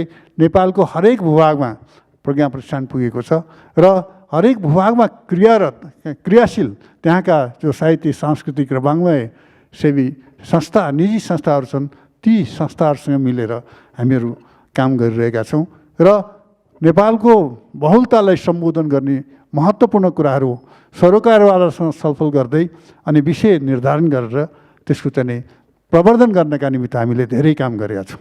हामीले गरेका कामको विवरण अहिले धन्यवाद दिने क्रममा सदस्य सचिवजीले बताइसक्नु भएको छ र यस प्रकारले राष्ट्रिय रूपमा नेपालको गौरवलाई चाहिँ स्थापित गर्नका निमित्त हामीले बौद्धिक रूपमा सामर्थ्यवान एकाडेमीको रूपमा यसलाई स्थापित गरेका छौँ। त आजको जमाना राष्ट्रिय रूपमा स्थापित भएर मात्र हुँदैन, अन्तर्राष्ट्रिय रूपमा हाम्रा कर्तव्यहरू छन्। अन्तर्राष्ट्रिय रूपमा हामीले आफ्नो छवि देखाउनु छ र मुलुकको जो गौरवमय परिपाटी छ त्यो परिपाटीलाई चाहिँ उजागर गर्दै स्पष्ट पार्दै अन्तर्राष्ट्रिय सहकर्मीहरूसँग सहकार्य पनि हामीले बढाउनु छ। त्यस क्रममा नेपाल प्रज्ञा प्रतिष्ठानले यता धेरै महत्त्वपूर्ण कामहरू गरेको छ। दक्षिण एसियाका सबैजसो हाम्रा मित्र राष्ट्रहरू का एकाडेमीहरूसँग हाम्रो सहकार्य छ र हाम्रो MOU अन्तर्गत हामी साहित्यिक सांस्कृतिक आदान प्रदान गरिरहेका छौँ। त्यस्तै मित्र राष्ट्र चीनको जो एउटा एसियाको अथवा संसारकै महत्त्वपूर्ण संस्कृति भएको र साहित्यिक परम्परा भएको देश हो, त्यो देशका एकाडेमीसँग पनि हामी सहकार्य गरेर हामी साहित्यिक आदान प्रदान गर्दैछौँ अथवा सांस्कृतिक रूपमा आदान प्रदान गर्दैछौँ र हाम्रा पहिचानहरूमा एकरूपता के छ र के कुरालाई प्राथमिकता दिएर हामीले सहकार्य गर्नुपर्छ भन्ने कुरा हामी गर्दैछौँ। यहाँहरूलाई म स्मरण गर्न चाहन्छु कि यो सहकार्यलाई रिजनल रूपमा बढाउनका निमित्त हामीहरूले नेपाल प्रज्ञा प्रतिष्ठानकै पहलमा र यस क्षेत्रका तमाम एकाडेमीहरू संलग्न रहेको China and south Asia literature forum भन्ने एउटा संस्था खोलेका छौँ, जसको पहिलो अधिवेशन चिनिया लेखक सङ्घले चीनमा गर्यो भने गए साल हामी नेपाल प्रज्ञा प्रतिष्ठानको चाहिँ आयोजनामा हामीले यहाँ नेपालमा यस रिजनका सम्पूर्ण लेखकहरू र वाङ्मय सेवी चिन्तकहरूलाई बोलाएर हामीले छलफल गरेर 2-3 दिने त्यो सम्मेलन गऱ्यौँ। त्यो सम्मेलन यता कि दक्षिण एसियामा एउटा गौरवमय परम्परा बोकेको जो नेपाल छ, नेपालको त्यो परम्परालाई अगाडि बढाउनका निमित्त एउटा सामर्थ्य एकाडेमी नेपाल एकाडेमी रहेको छ भन्ने कुरा प्रमाणित भएको छ। अहिले पनि अनुवाद मार्फत हामीले धेरै काम सांस्कृतिक आदान प्रदान गर्दै गएका छौँ। हालसालै पाकिस्तानबाट नेपालको 35जना आधुनिक कविहरूका कविताहरू आफ्ना आफ्ना भाषामा अनुवाद भएर ती प्रकाशित भएका छन्। यही क्रम हाम्रो बङ्गलादेशसँग पनि छ। बङ्गलादेशका महामहिम father of the nation Sheikh Mujibur रहमानका महत्त्वपूर्ण कृतिहरू सरकारको अनुरोधमा हामीले अनुवाद गरेर उहाँ पठाइसक्यौँ, नेपाली पाठकहरूले पाइरहन्छन्। भन्न खोजेको के हो भने यो साहित्यिक सांस्कृतिक आदान प्रदानका साथ अनुवाद मार्फत अहिलेको संसारमा कि हामी के हौँ र हाम्रो स्तर के छ र अरूसँग हामी के कुरामा सहकार्य गर्नुपर्छ भन्ने कुराको पहिचान गर्नका निमित्त हामी अघि बढेका छौँ। यस अर्थमा नेपाल प्रज्ञा प्रतिष्ठान अन्तर्राष्ट्रिय रूपमा पनि एउटा स्थापित संस्थाको रूपमा रहेको छ। धेरै टाढाको मित्र देश हाम्रो इजरायलको एकाडेमीसँग पनि त्यहाँको साहित्यिक सङ्घ छ, त्यससँग पनि हाम्रो MOU भएको छ र इजरायलसँग धेरै पहिलादेखि हाम्रो सांस्कृतिक यो साहित्यिक अनुवाद मार्फत आदान प्रदान भएको रहेछ र त्यसै अन्तर्गत इजरायलको हिब्रू राइटर्स एसोसिएसनको अनुरोधमा बिपी कोइराला हाम्रो महान लेखक बिपी कोइरालाले लेख्नुभएको हिटलर र यहुदी भन्ने जो पुस्तक छ त्यसलाई अनुवाद गरेर पठाइदिने उहाँहरूको रिक्वेस्ट अन्तर्गत हामीले अङ्ग्रेजीमा अनुवाद गरेर पठाइदिएका छौँ। त्यो हिब्रू राइटर्स एसोसिएसनले हिब्रू भाषामा चाँडै प्रकाशन गर्दैछ। यसरी हामीहरू अन्तर्राष्ट्रिय रूपमा हामी चाहिँ मुलुकलाई स्थापित गर्नका निमित्त सकेसम्म आफ्नो सामर्थ्य बमोजिम हामी अगाडि बढिरहेका छौँ। यसका निमित्त नेपाल सरकार जो हाम्रो प्याट्रन हो र नेपाल सरकारबाट धेरै सहयोगहरू हामीले पाइरहेका छौँ। यो अन्तर्राष्ट्रिय सन्धि सम्झौता गर्नका निमित्त पनि सरकारको स्वीकृति प्राप्त भएको छ र आर्थिक रूपमा पनि उल्लेख्य सहयोग प्राप्त भइरहेको हुनाले हामी यसरी अगाडि बढ्न सकिरहेका छौँ भन्ने लाग्छ। यसका निमित्त सम्माननीय प्रधानमन्त्री जो हाम्रो प्रमुख संरक्षक हुनुहुन्छ, माननीय मन्त्रीजी हुनुहुन्छ, उहाँहरू मार्फत म सम्पूर्ण नेपाल सरकारलाई हार्दिक आभार व्यक्त गर्न चाहन्छु नेपाल प्रज्ञा प्रतिष्ठानको तर्फबाट।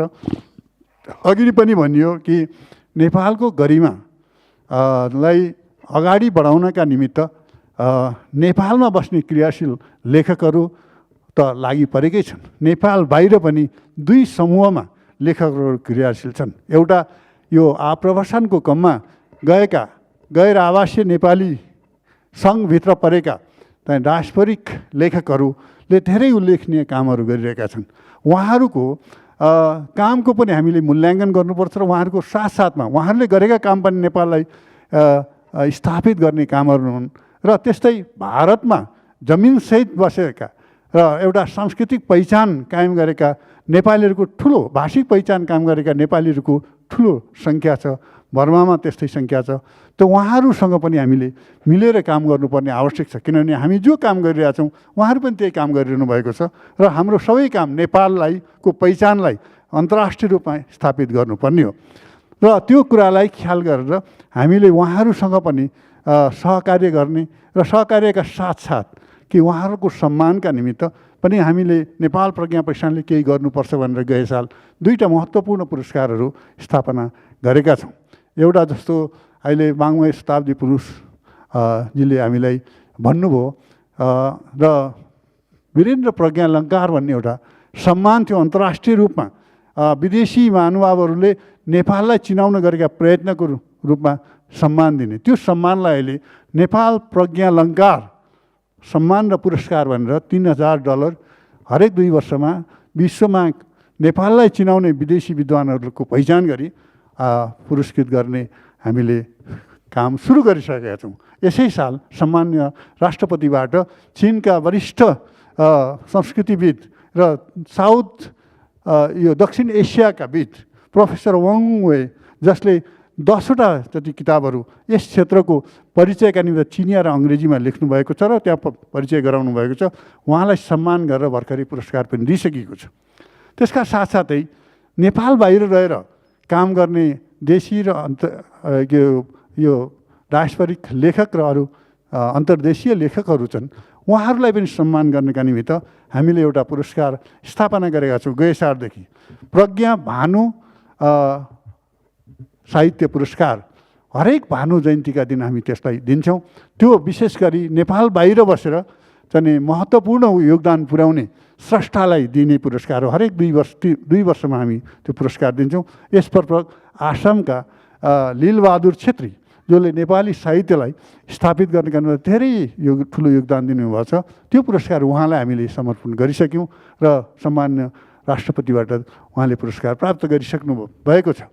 र अनुवाद अहिलेको जमानामा धेरै महत्त्वपूर्ण कुरा हो, तर अनुवाद गर्ने मान्छेलाई पनि प्रेरित गर्नुपर्छ भन्ने बुझेर हरेक 2 वर्षमा वरिष्ठ अनुवादकहरू, त्यो चाहे देशभित्र बसेर हुन् देश बाहिर बसेर हुन्, नेपाली साहित्यलाई विदेशमा पुर्याउने, विदेशका साहित्यलाई नेपालमा ल्याउने प्रयत्न गरेका विशिष्ट एकजना विद्वानलाई हामीले हरेक 2 वर्षमा प्रज्ञा अनुवाद पुरस्कार दिने गरेका छौँ। यो साल रुसमा बसेर बडो उल्लेखनीय काम गर्ने अनुवादक र आफै पनि स्रष्टा कृष्ण प्रकाश श्रेष्ठलाई हामीले त्यो पुरस्कार दिउँ। र कोभिडले गर्दा पुरस्कार लिन उहाँ आउन सक्नु भएन, उहाँ बित्नुभयो र मेरो पर्यन्त हामीले उहाँकोलाई त्यो पुरस्कार पायौँ। भन्नको मतलब कि अन्तर्राष्ट्रिय रूपमा नेपाललाई चिनाउने, व्यक्तिहरूलाई सम्मान गर्ने र उनीहरूलाई स्थापित गर्ने र प्रेरित गर्ने दायित्व पनि नेपाल प्रज्ञा प्रतिष्ठानकै हो। नेपाल सरकारको तर्फबाट, कि नेपाल सरकारको तर्फबाट काम गर्ने संस्था, त्यस क्षेत्रमा काम गर्ने संस्था भएको हुनाले त्यस क्षेत्रमा पनि हामीले धेरै महत्त्वपूर्ण काम चाहिँ गरिरहेका छौँ। र अघि हाम्रो वाङ्मय शताब्दी पुरुषले केही कुरा भन्नुभयो र त्यो हाम्रो निमित्त मार्गनिर्देशक कुराहरू छन् ती, र त्यसलाई हामी ध्यान दिन्छौँ। कहिले सूचनाको अभावले धेरै कुरा उहाँका नपुगेको पनि हुनसक्छ। जस्तो नेपाल यो सांस्कृतिक रूपमा, सांस्कृतिक र वाङ्मयको क्षेत्रमा ज्यादै गरिमामय ठाउँ हो।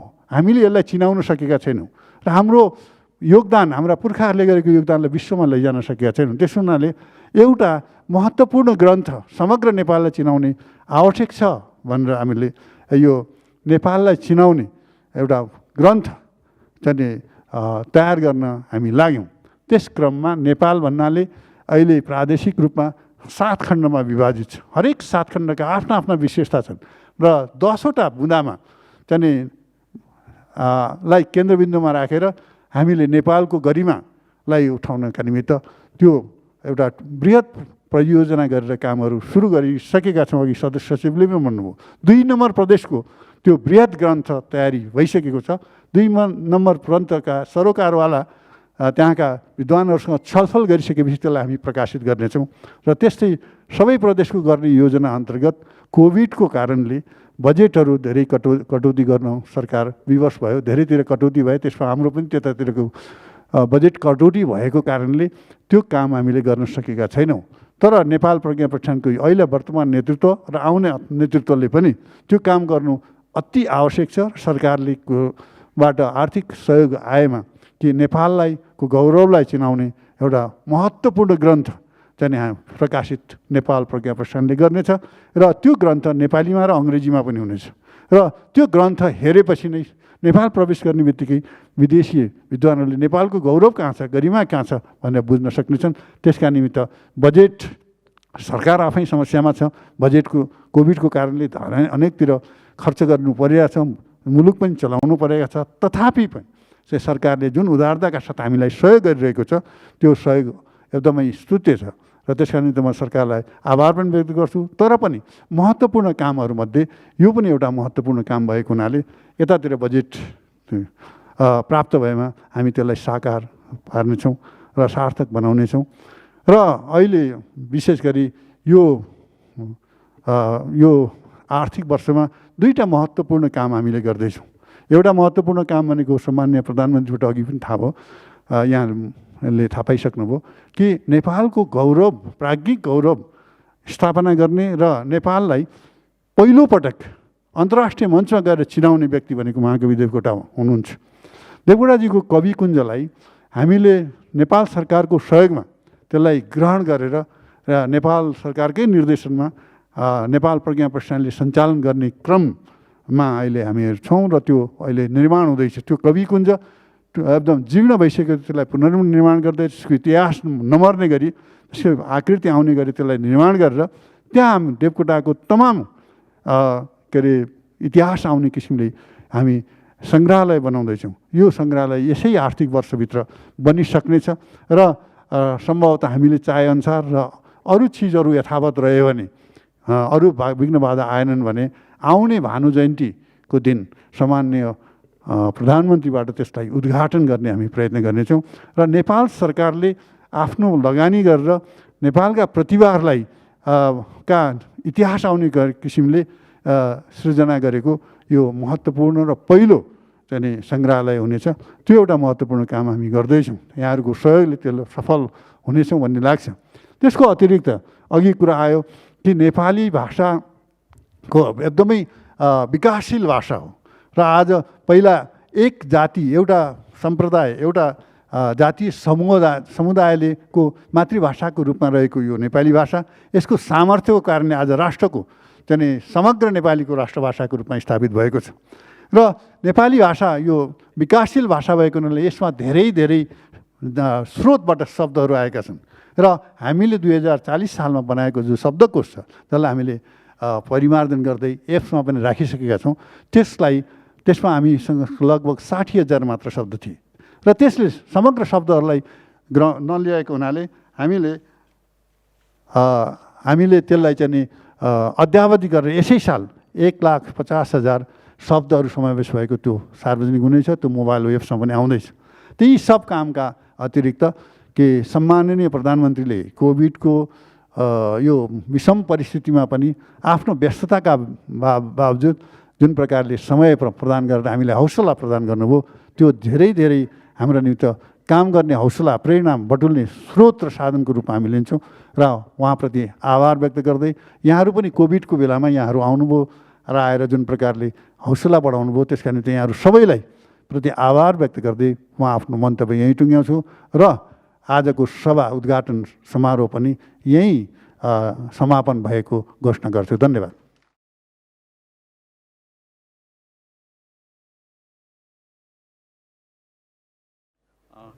सारगर्भित मन्तव्यका निमित्त धन्यवाद माननीय कुलपतिज्यूलाई।